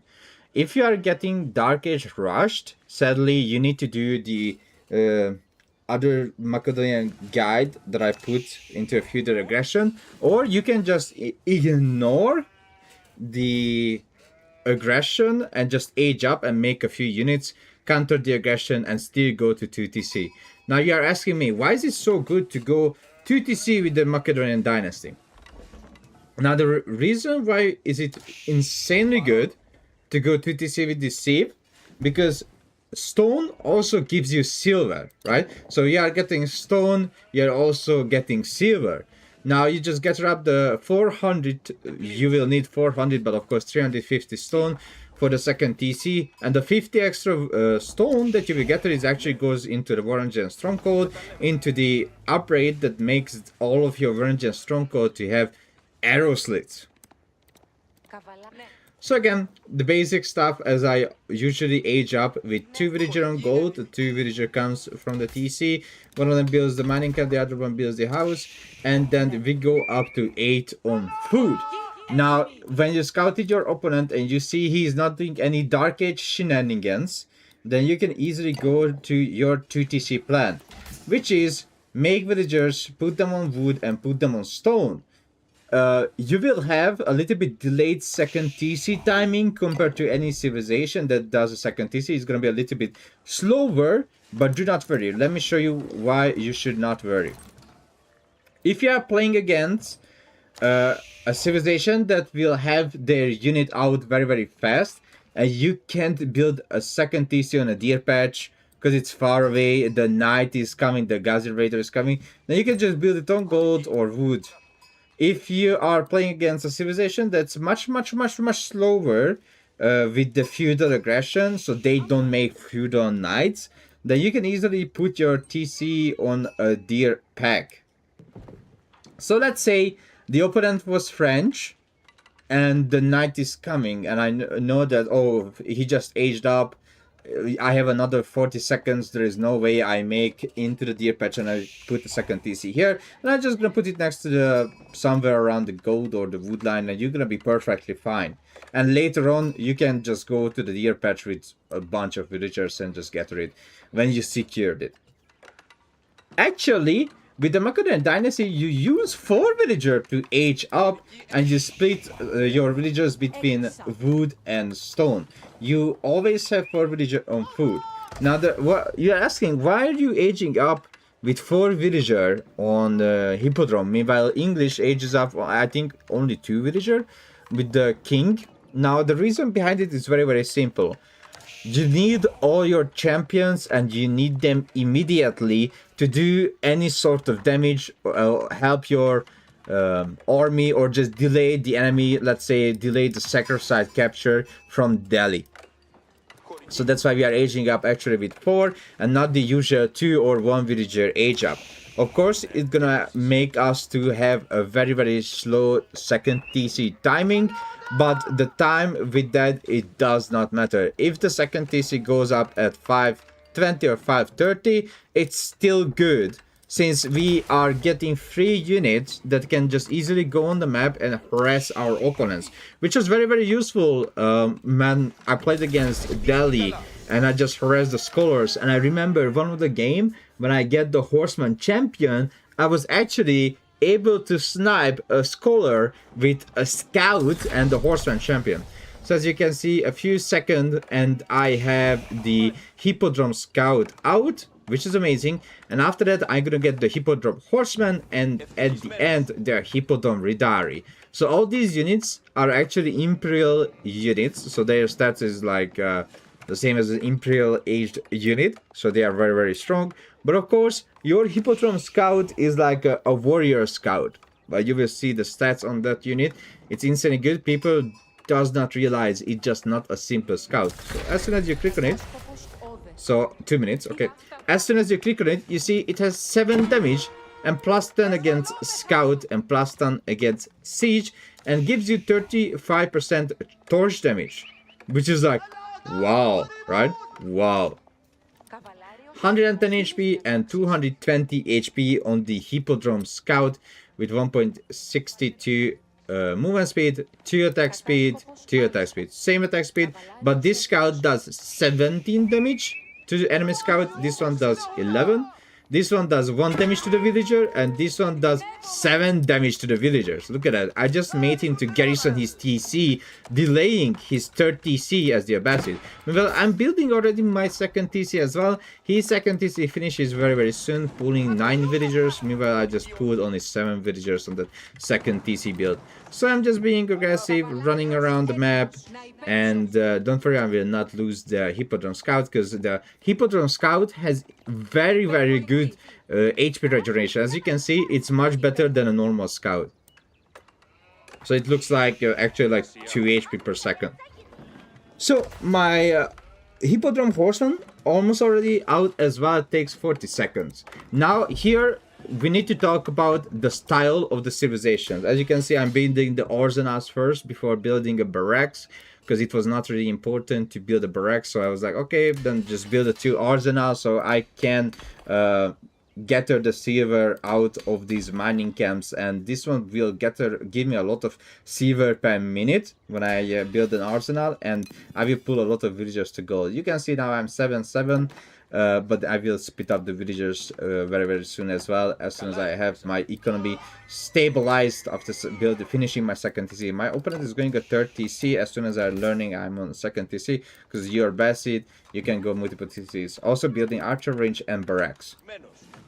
So when I'm playing against Delhi, I wish to have my barracks, aka the Varangian Stronghold, around my base, because I cannot really send my villagers onto the map and do magic tricks.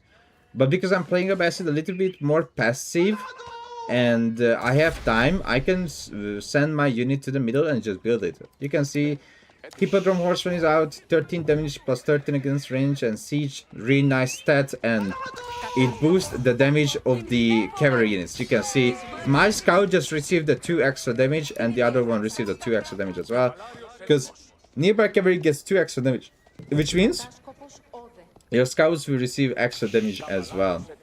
Amazing.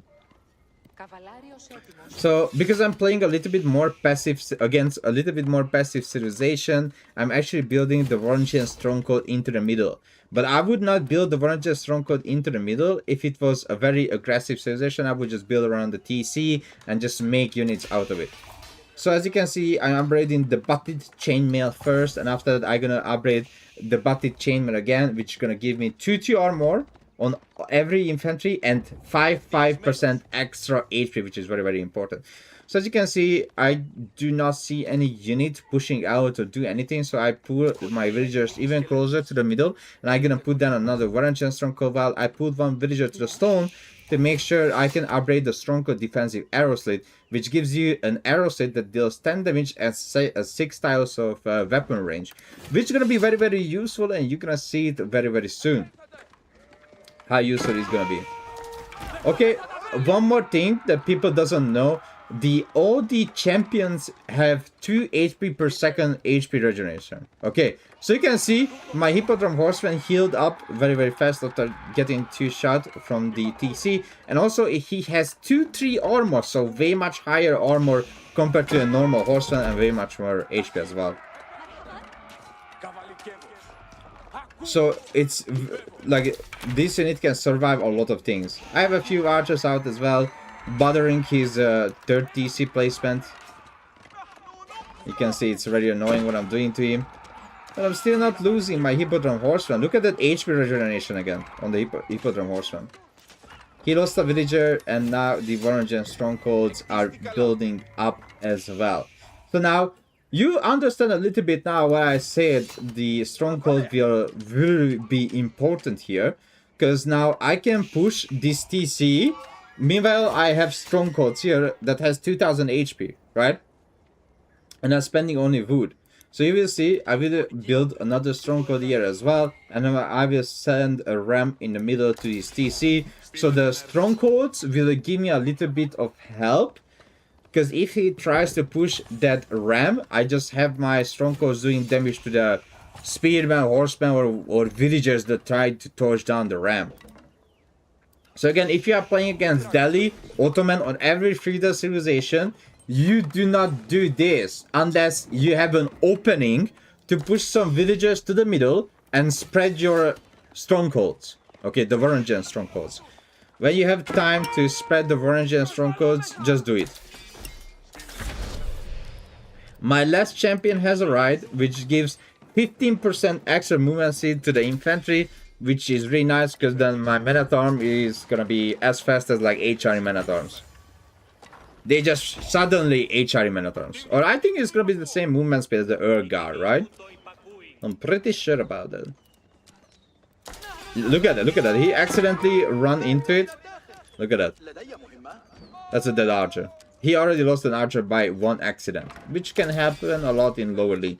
Again, I have tried this build against multiple 2000 ELO players, and it worked out pretty much. So only spam Varangian strongholds around the map when you have map control. If you have map control, just put in front of the opponent. He's gonna be like, oh my god. So as you can see, I'm getting butted chainmail, the second one. So I'm gonna get even more HP on these men-at-arms.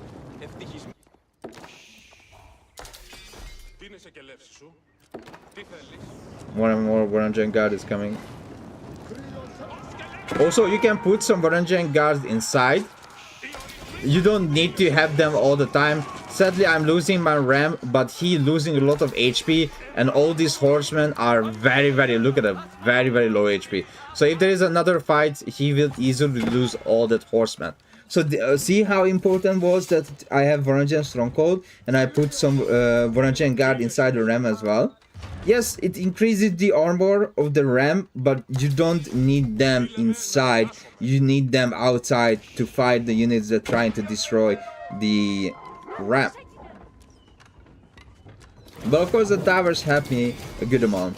So now, as you see, I finished the armor upgrade for the Varangian guards. So they have 12 extra HP with 6 for armor, 6 melee armor. That's crazy. Like, it's insane to have 6 melee armor. Which means the horseman does absolutely almost no damage.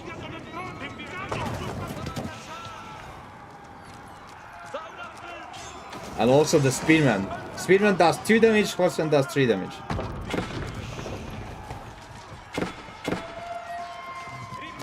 You can see I'm just pushing in, going on more to the map.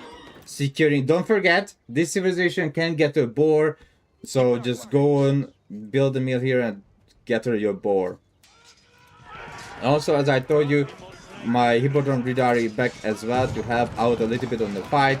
And you can see the movement speed is 1.29 tiles per second to move with the Varangian guard. So I can easily pull back my Varangian guard to the ram to protect it against the horseman that's trying to take it out.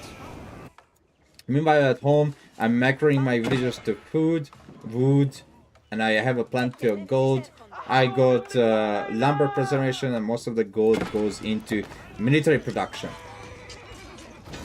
Funny thing, there was one player who beat it BC as well with this type of build of spamming Varangian guard, and I was like, oh my god, that's not a bad build. but let's make it better, right? So when you get an idea of you seeing something on a live stream, right, and like, well, that's not bad, but you can make it better, and it's even better if you put a second TC on it, because everything is better with the second TC, isn't it? So now, as you can see, my Warren guards are all around. I have 2 TC, I have a good amount of villager, I'm not really behind, and he calls GG. If you are playing against aggressive civilization or sacrosanct capturing civilization, etc., feel free to make the Warren guard plus spearmen plus archers and get to H3 as well with the Golden Horn Tower and make some Ridaris in Castle Age. Don't forget the Ridari. Ridari.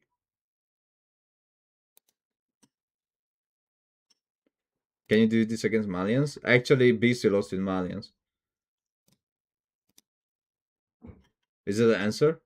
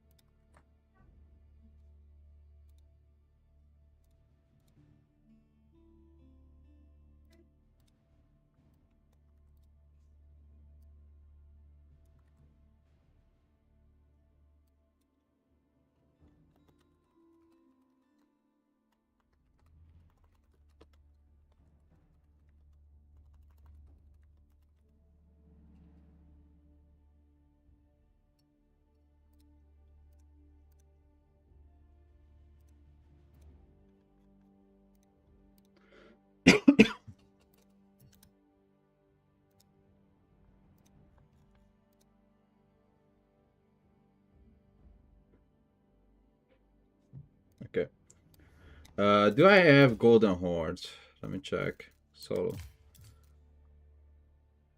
I don't know if I have Golden Horn. Imagine Stronghold's Tower. Sheesh. Yeah, it's a H2 tech. It is.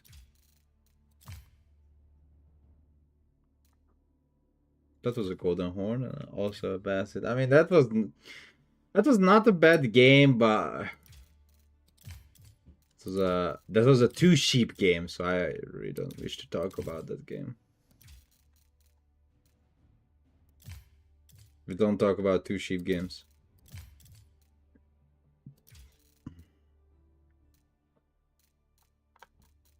I don't have Golden Horn games. What does it mean? We are going to play Golden Horn. Ay.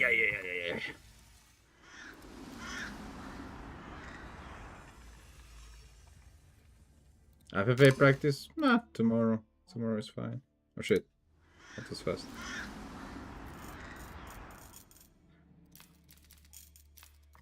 Tomorrow I'm gonna practice for FFA. Tomorrow is gonna be FFA, okay? Only FFA tomorrow, because I need to practice anyway. I need to practice with the new civs.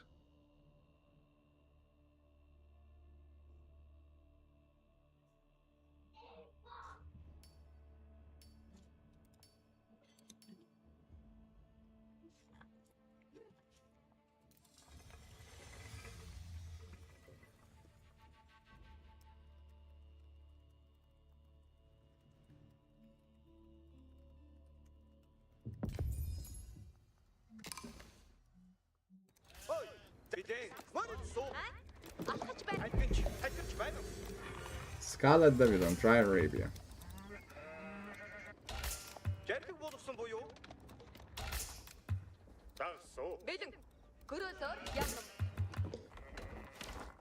Хөдөлгтөн. Юу? Бэцүү. Хөдөлгтөн. Бэлэн. Хамигаа атах бэ? Бидэн. Дагсуу. Дагсуу. Жарлиг бол дагсуу. Альгинч тэгсүү.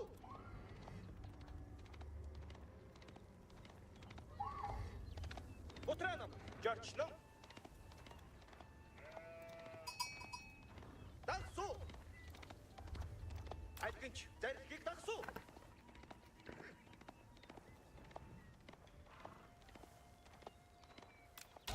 Бидэн дагсуу. Марсуу. Жарлиг болгосон буюу. You have more hours of gameplay on age members than all my preparation careers combined. Хөдөлгтөн тэгсүү. And I have an alt account with another plus 1,000 hours. Don't forget that. Хөдөлгтөн хатарч байна. Дагсуу. Дагсуу. Бидэн жорчном. Дагсуу.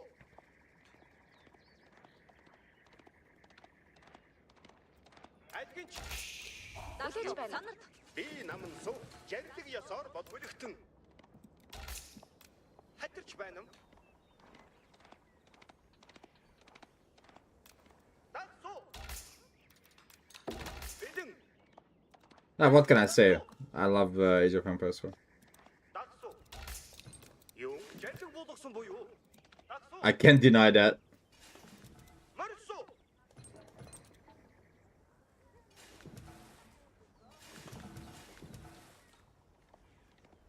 Альгинч жорчном. Хамигаа атах бэ? Бидэн тэгсүү.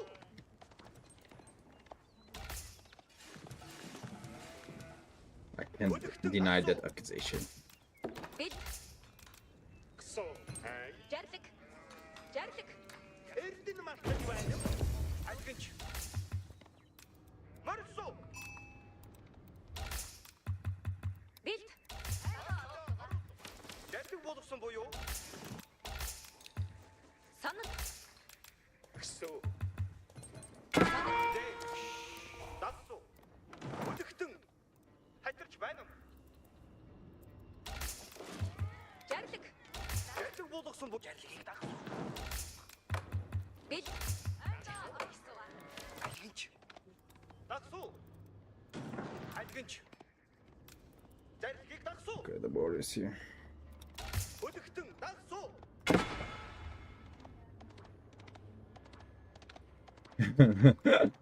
Альгинч хатарч байна. Okay, that's a good one. Жарлиг болгосон дагсуу.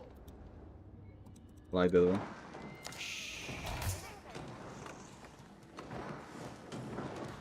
бид юу? Хөрөөж байна. Юу? Би муугад жарлиг. Гсоо. Юу? Хамигаа атах бэ? Бидэн дагсуу.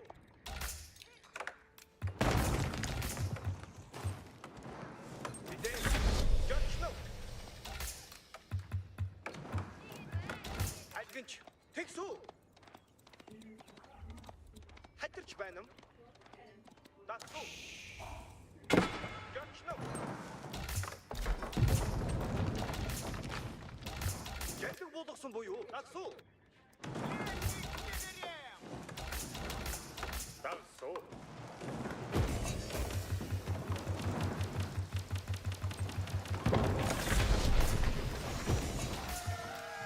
Юу хэмээн жарлиг жаа тэгсүү.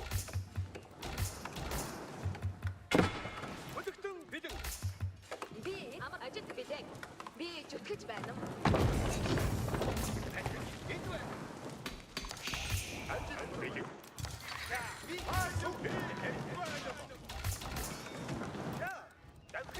Хамигаа нуй буй. Би хөдөлгсөн.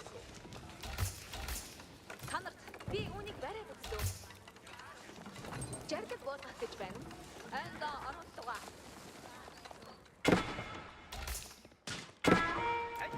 Асах цаг боллоо. тай дүгэ яг хийсэн боy. Хөдөгтөн бэлэн. Жирдгийг дах. Би тавьсан. Юун хийх буй? Би жирдэг ёсоор болов.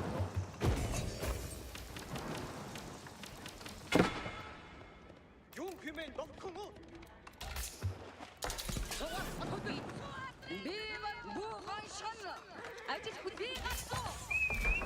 Бус буска инару байна. Жирдэж байна уу? Дарив.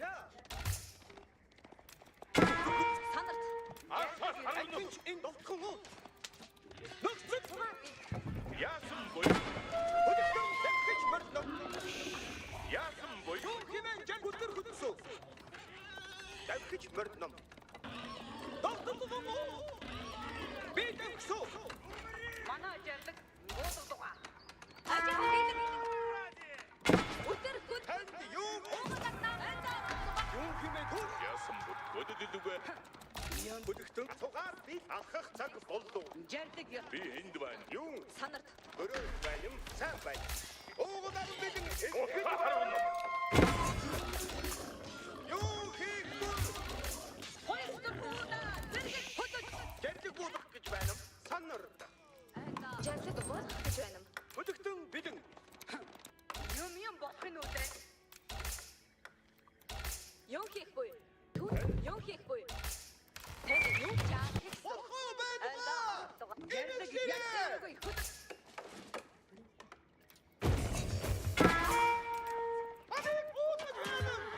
Манай жирдгээр болцсон. Ажилд бэлэн. Хөдөлгөх цугаар. Цугаар сан.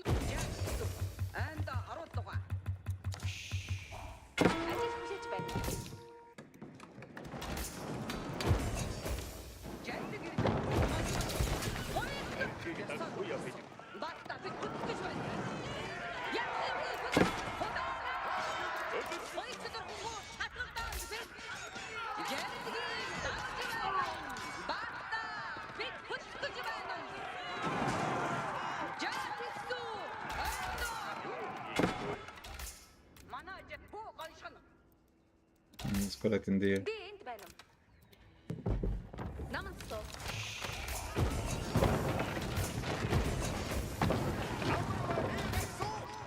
Би амар байна. Жирдэг ясаар болсоо. Ажил бэлэн. Цугаар санах. Би ч хэд байсан. Манай жирдэг жирдгээр болсон. Хөдөж барьсан. Цугаар санахтад хон. Ажилд бэлэн. Идүүгээр орж байна. Хэрэг бичлэгвэ. Уугад арга. Энд байна. Амар байна уу? Амар байна уу? Юун хийх буй? Жирдэг ирлүгэ. Ажил хүсэж байна. Манай жирдэг буудалгаа. Орохгүй жирдгийг дагаж байна. Цугаар. Хөдөж. Танд юу хийх вэ? Энэ байна уу? Би жирдэг ясаар бол. Цугаар санахтад жирдэг ир. Хойс торхгүй. Жаа гисэн. Би энд Батта бид хөдөж байна. санарт. Би жирдэг болох гэж асах цаг Танд юун хийх буй? Жирдгийг Хойс торх. болохгүй. Тонсома тэгсүү арваач өсөө самбад хөдөлгөө. Эргэцэн жирдэг ясаар болгосон. Арвч байна. Болохгүй. Би Жирдэг ирээд Ёсэл жирдэг ясаар болгосон. Тонсома хойс торх. Ямгүй. арваач жирдэг. Хойс торх. Баата. манай жирдэг Танд гарч байна. Бид жирдгийг дагаж байна. Жаа тэгсүү. Зардаг арваач жирдэг. манай Хойс торх. Сөсван. Арваач тагваллуга. Хойс торх. Тонсома жирдэг ясаар нүн бидэг.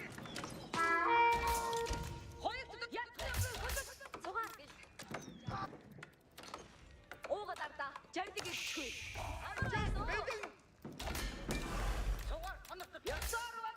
Ажил хүлээж байна. Би чанагч одно.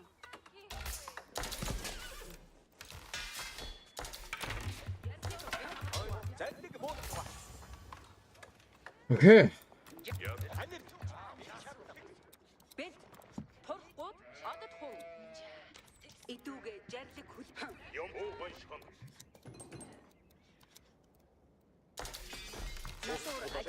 Оройгол цугаар жарлагаар болсон. Манай ажид баатаа бид хөдлөх гэж байна. Жарлаг ирлээ. Шин тушаад ирлээ. Хөдлөх сонор өрөөж байна. Сайн байна. Жарлаг ёсоор болгосон. Жаргал хүлээх ба. Боо гоншхон. Аану сэтүүгээ.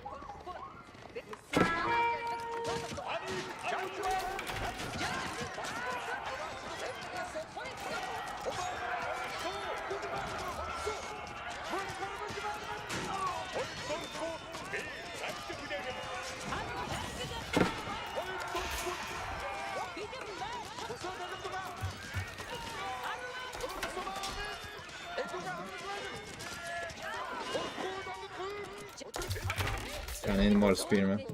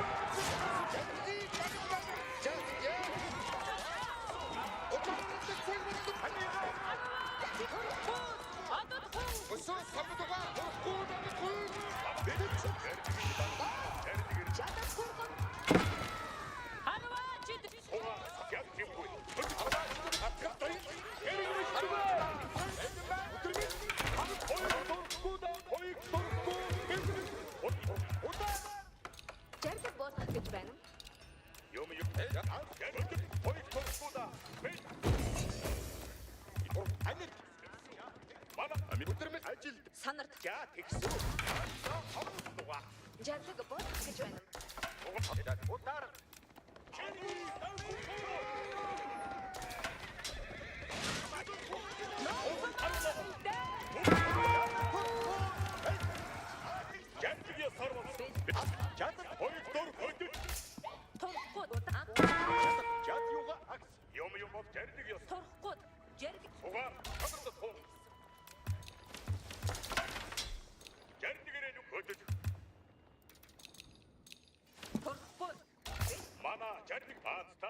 Идүүгээ жарлаг хүлээе юу?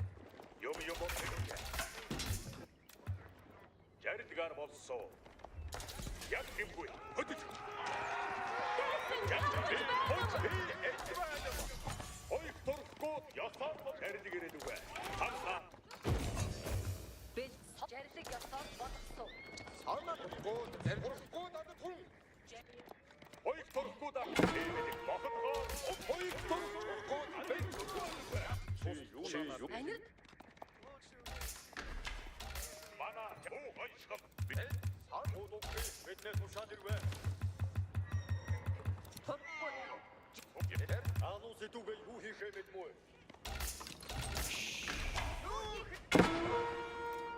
Юм би юу гоншхон. Уга хөдөж. Мана жаргал болгоо. Хөдөлгөөе цугаар бэл. Даруй хөдөлсөн.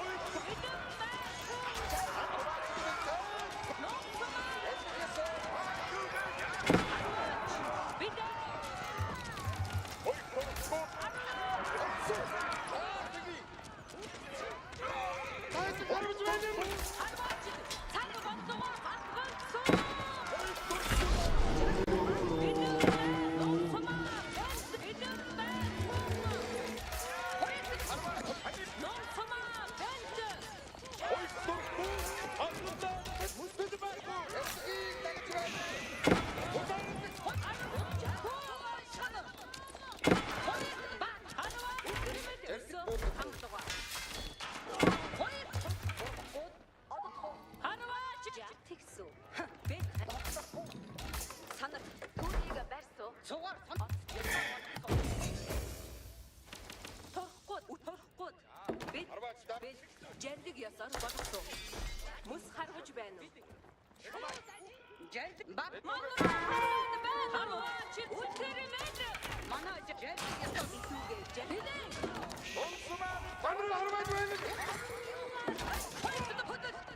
Бидэн бай. Онсумаа Жадад турхан. Жаргыг харва. Бид түүнийг барьсан. Эдүгэ зэрэг Жаргыг хүлээж байна. Цугаар бил.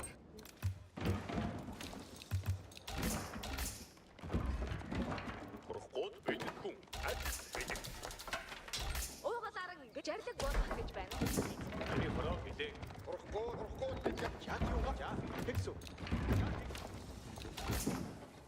Санаа. Ажил байдаг мам бэлдэж барвай. Жаргыг зөрчилөөгүй давсуу. Түүнийг хийн. Жаргыг зөрчилөөгүй давсуу. Хали хороо бэлдэж хороо ажиглаа.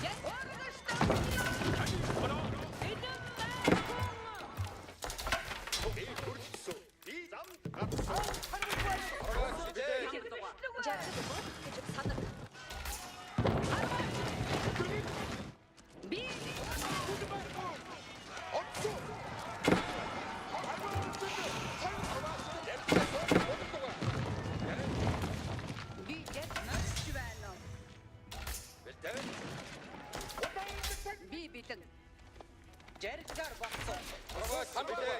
Яасан зорьсон зүгтээ.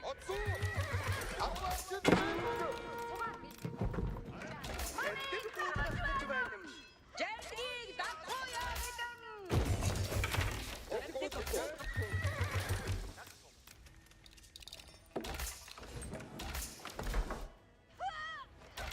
Намдуга жаргыг богохгүй. Ном билэг самдуга. Уугалаа би төрцөө. Жаргыг богох гэж байна.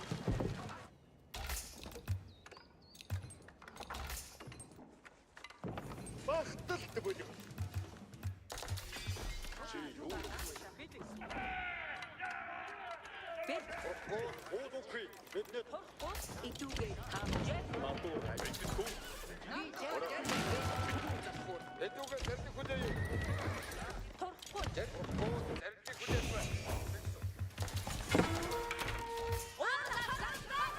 Ханнар. Дариу. Сухаар би дариу хөдөлсөө. Уугалаар манд жаргыг Ханта харуу дуга. Хороо билээ.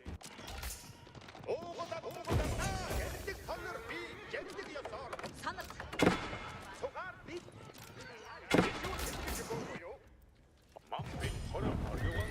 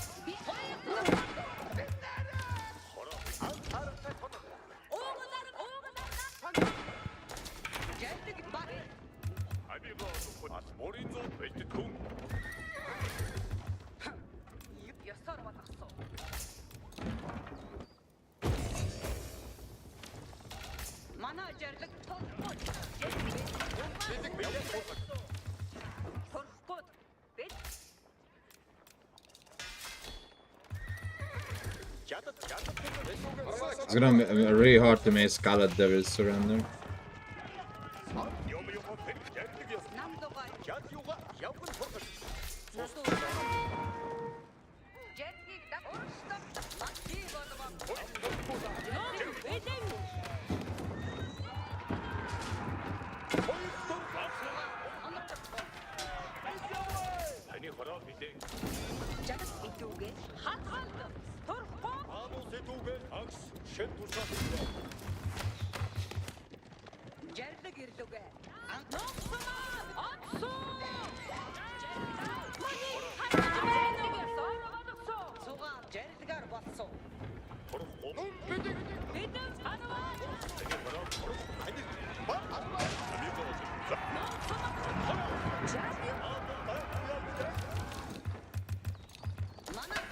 I mean, the game is over a long time ago, for sure.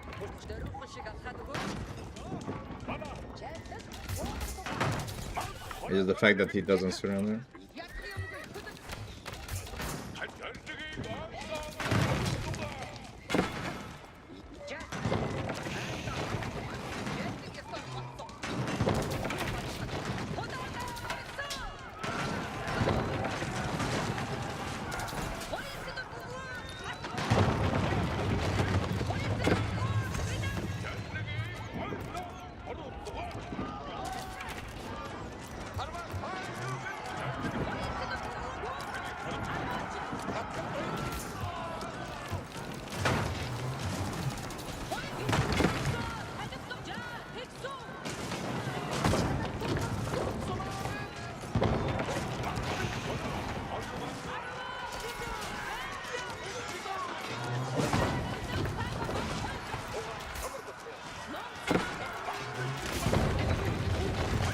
Thank you.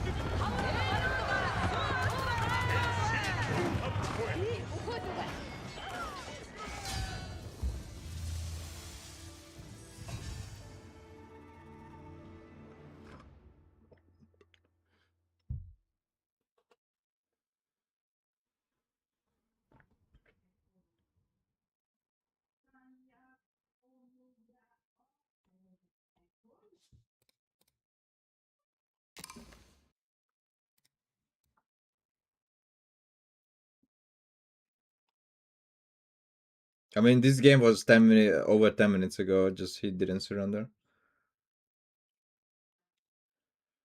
I mean, this is pretty thick and very dude. Listen, beating top 16 player with this guide, sheesh. Imagine. GG's. Hello, Faith.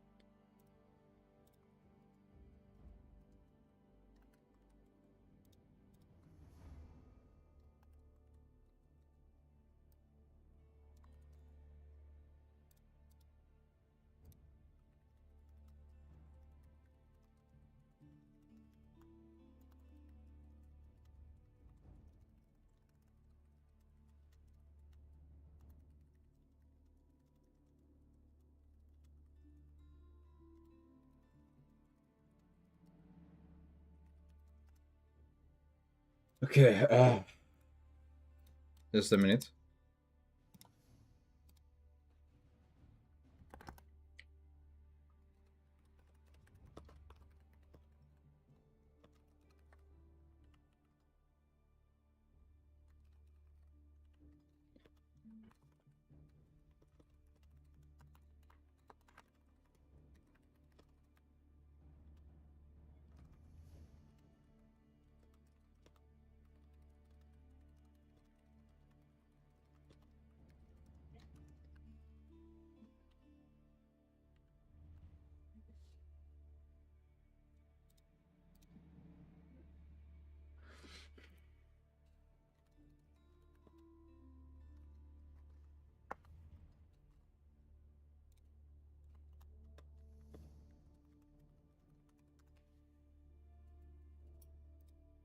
Okay, just sorry, I had to type.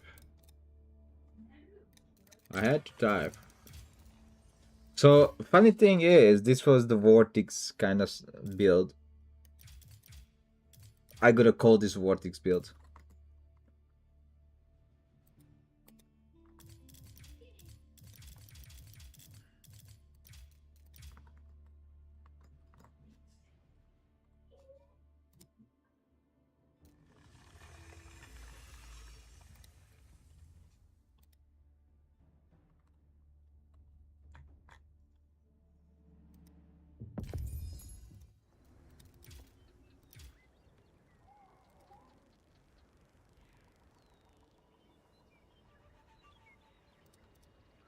Give me a second and we can deep dive into this build.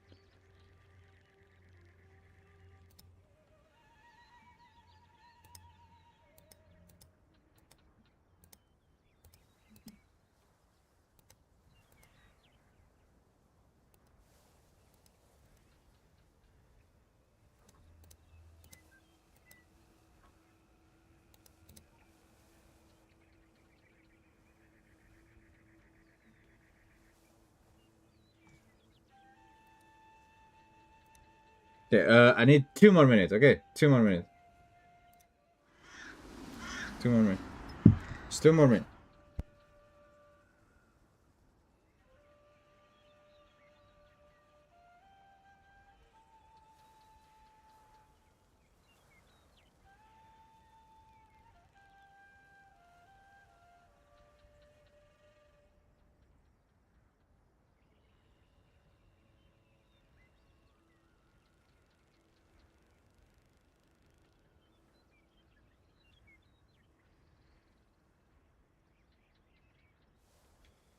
Just need to talk. Just be right back. Be back. I'm here soon.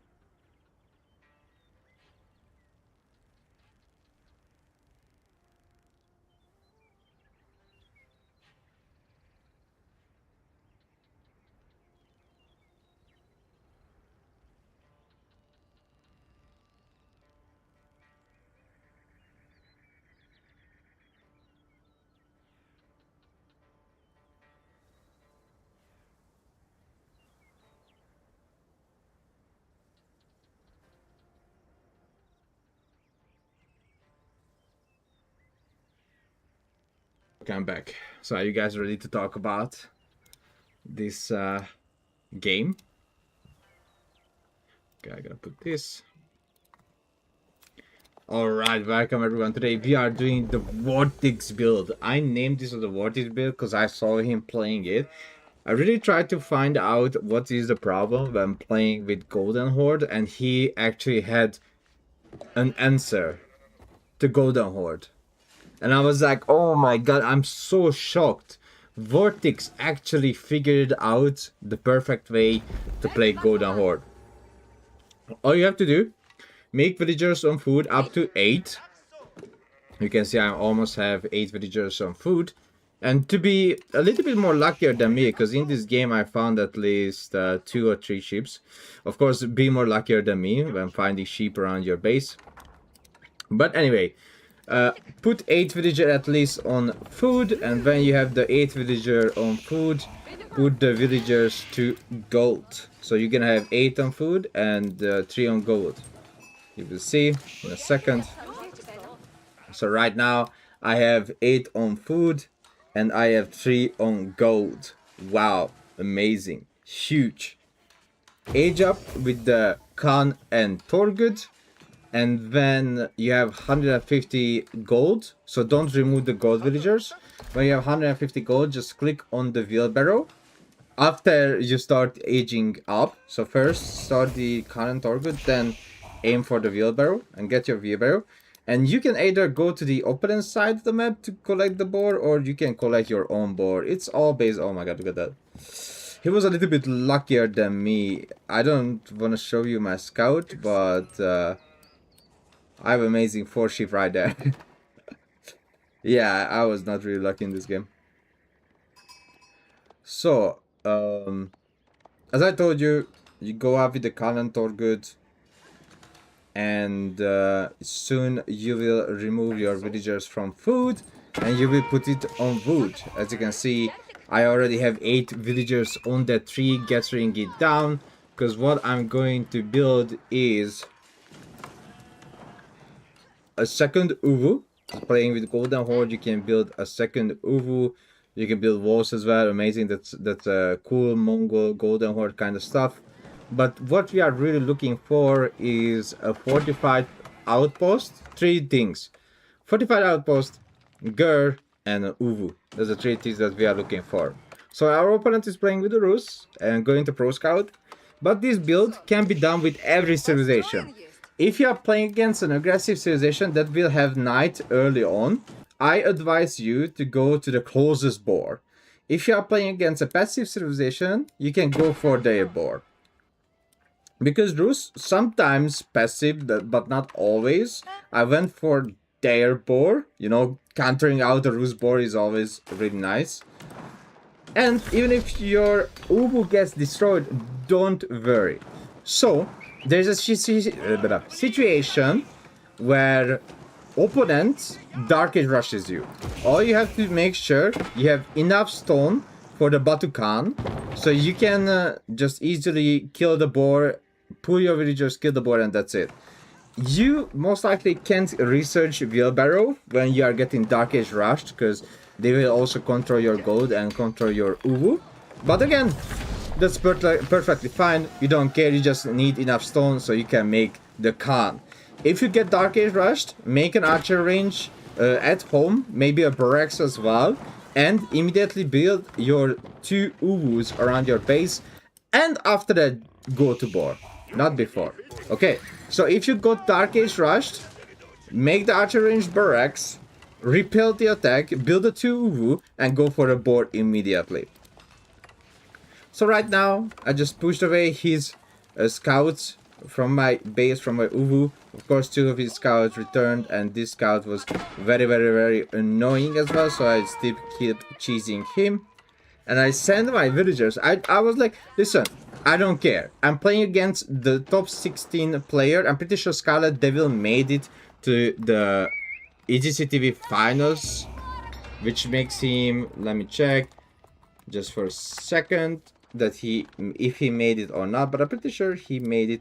AGC Master Finals, and Scarlet Devil, yes, he made it. He is top top 12. So I'm playing against a top 12 player. He made it top 12 in the EGC finals, master finals, which is insane if you think about it, that I can pull out the golden horde build against a top 12 player. Okay, so we are talking about top 12. So he's making spearmen to counter my Batukan, right? But immediately started to build a fortified outpost and make sure that I will not lose these villagers to the fortified outpost. So to the spearmen. Fortified outpost is coming up right now. And that's it. Now I can pull the Batukan closer and kill the boar and get rid with my villagers. You will see this build is very strong. Don't forget at home to queue up villagers non-stop. Even though these did not show up as idle villager. They were idle, by the way. And those villagers just watching while the boar is being eliminated. Love it. So now you can build your gear, you can build your archer range and barracks. So if this happens, if the Rus player makes barracks and goes to your base, do not worry. It's much better if you just let the Uwu die and just rebuild it, because the spearman now is far away from his base. So building Gur is up, collecting the boar, building archer range. Soon I will get the survivor techniques as well. I'm doing some little bit aggression on these spearmen, but it's not really necessary to do this against them, because then you can go to the opponent side as well and just counter out the deers, the professional scouting. So it's not necessary to fight them. I just delayed a little bit, just a little bit of delay on him. But here you just make the archer range and the barracks. You can make a stable as well to make extra QICKs. But I think QICK will come into the play much later. Just use your Torgud instead of the QICK. But QICK will be needed, pretty much. So he's doing the fast castle Rus build that you might face on the ranked ladder a lot. So I'm just gathering out my army. He's going castle. I'm sending some of the archers. I made here archery, sending some of the archers to deal with these spearmen, as you see. But I had some interaction around his base. And just killing these spearmen. So now, as you can see, I'm on a barracks 1 archer range, making archer spearmen.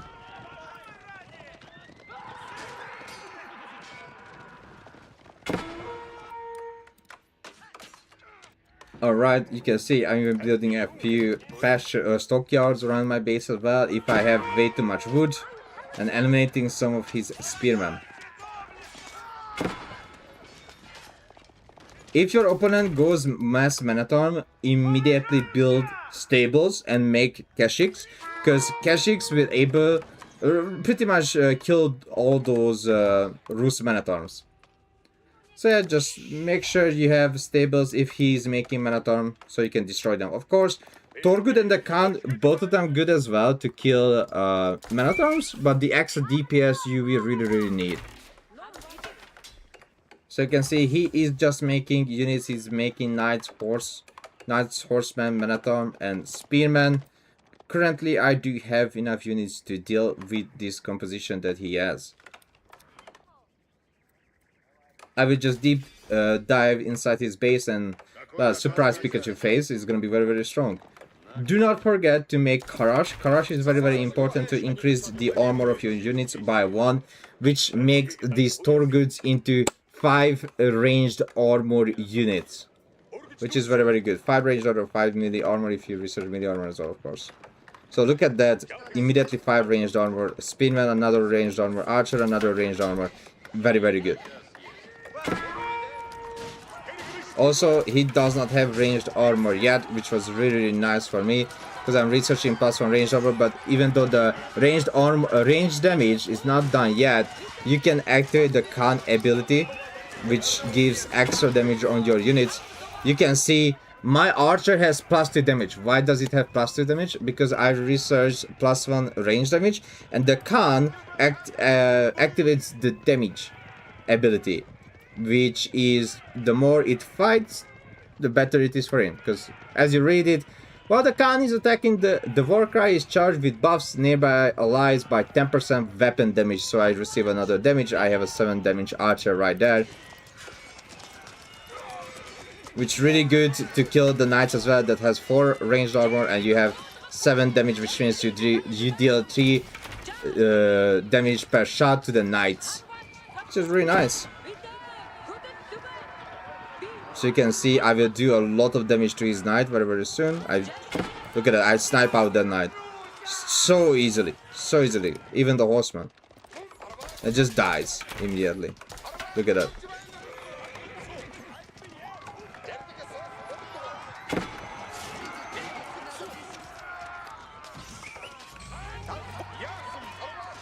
Still receives the plus 1 extra damage from the buff. And when he has like a lot of Manatorm, I feel like, oh, I need to deal with the Manatorm. You will see I will build stables immediately. And I'm macroing at home, gathering the berries, gathering the wood, gathering the gold with a few villagers.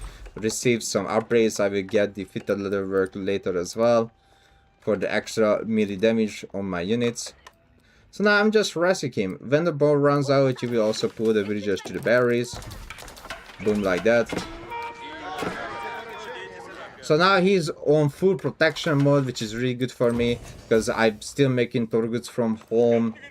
I have insane military numbers. Army value is though almost the same because he has knights, but the spearman is really good. You need to counter out the knights. Also, the spearman counters the horse archer if they can make interaction.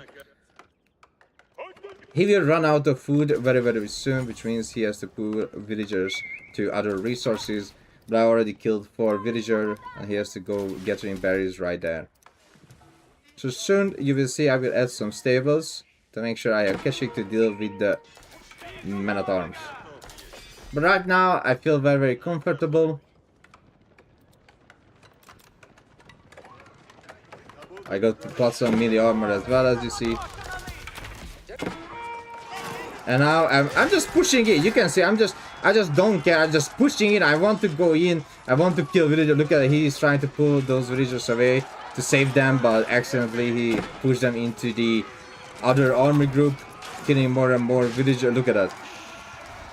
Losing more and more military as well. 9 villager kills so far.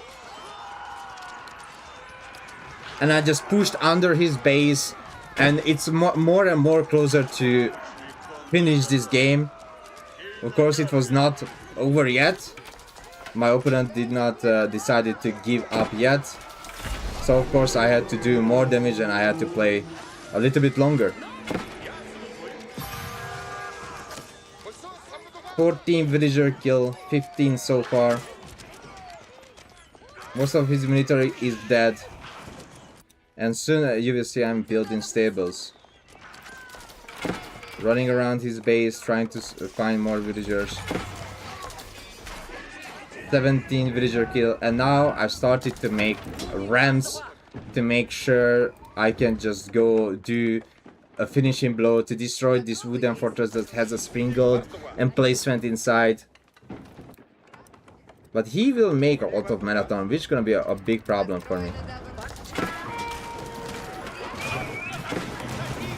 So now I go into his base. And this, as you see, I'm in feudal. I'm not even decided to, okay, I'm going to castle. I didn't even click up to go to castle. I will make more Tor goods. I will make QICK, etc. Because I can easily deal with castle age units without a problem.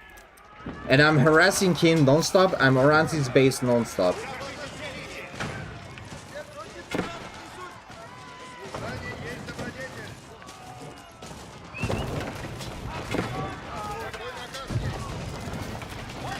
And he even loses the TC. I'm on double the villager number right now. Loses the TC, he can't make villagers for a while. And you can see I'm adding the stables. Because if your opponent goes for heavy Manatorm, you need to immediately add the stables. Okay, don't wait for long. If you see they are heavy on Manatorm, just add the stable immediately. You can make Karash, you can make Spearman plus with that, but make stable. Look at that, 3 stable immediately, because he is heavy on Minotaur. And I have the economy to do that. I can make more stockyards as well to make sure I have it. If your opponent goes into your base, try to build more towers around your base, because you can see I will get raided, he will kill a few of my villager, but doesn't really matter, I already killed 26 villager. Now, losing 5 or 6 villager here or there, then who cares, right? Killed 5 villager, I already killed 26.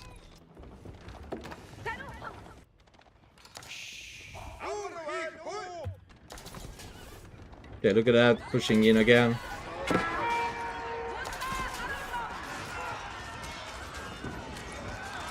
Killing his army now is gonna be much more easier because I have QICK, as you see. I have QICK in my army, so the Minotaurs will actually die.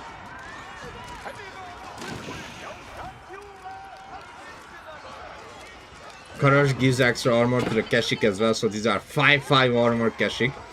So they have literally no problem against Minotaurs with 5/5 armor.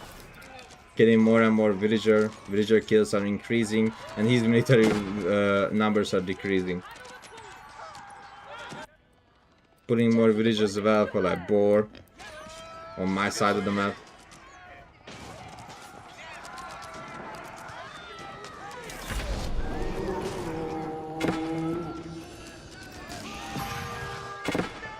So if you are playing against other civilizations, don't worry, you can just go for your own board. If you are getting Dark Age rushed again, all you have to do is just counter the Dark Age rush, and after that go for the board and go spam Batukan, Torgut. If you need to make QICK, make QICK. If you need to make Spearman, Karash and Archer, feel free to use them as well. And just make a dead ball and make sure your opponent will not gather any resources. Look at that, 68 to 27 villager right now.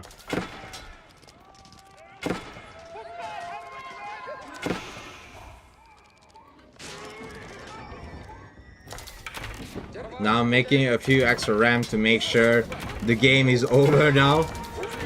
To give him the signal of that was enough. I'm almost up to 100 villager. Let's make a final battle. And I will call this build the Feudal Vortex Baboon build. That's gonna be the name of it. The Vortex Baboon Feudal build. You can see I have a crazy amount of units, 49 military. So I can even torch down his TC with the ramps I have.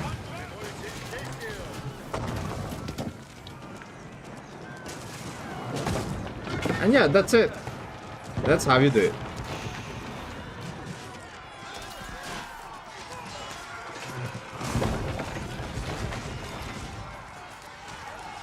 Oh no, the OBS crashed out. No, OBS crashed out. No.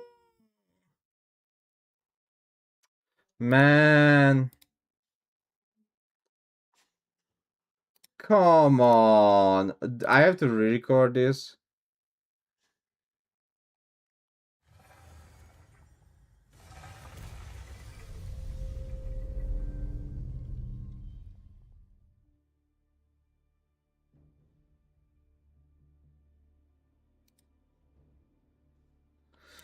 Oh, are you serious?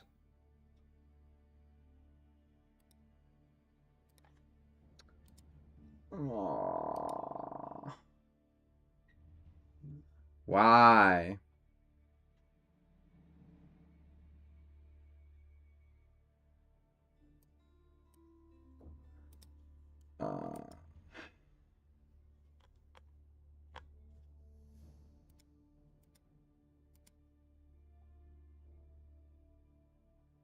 That's so stupid. I don't know why OBS crashed out. It was a OBS fault, by the way.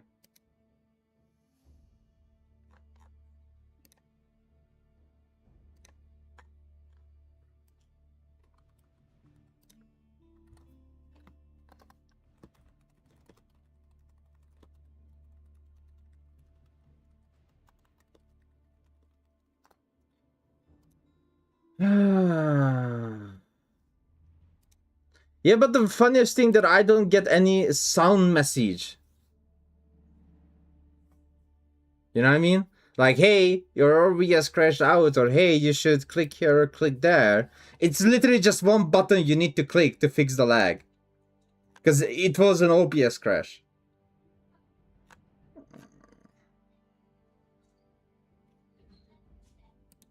Oh, I'm so dead.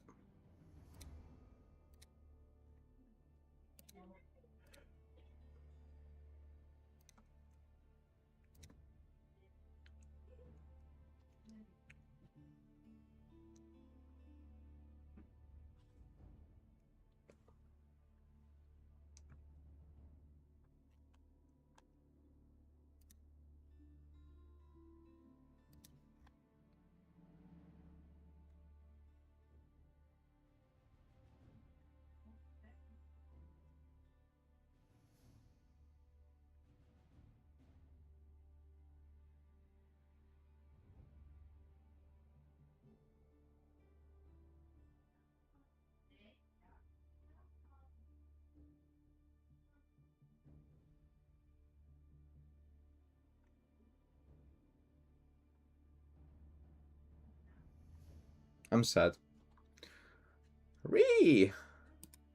Because that means I have to re-record it.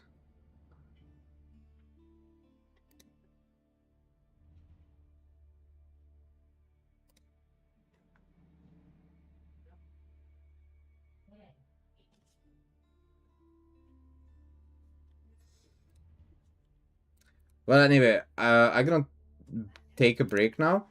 And today I have many stuff to do anyway. So thank you so much for watching. Thank you so much for being here. And sorry for that. I'm going to re-record this Gordon Horde guide off stream to make sure I don't need to record it twice. Okay. So thank you so much for watching and see you guys. Bye bye. Bye bye.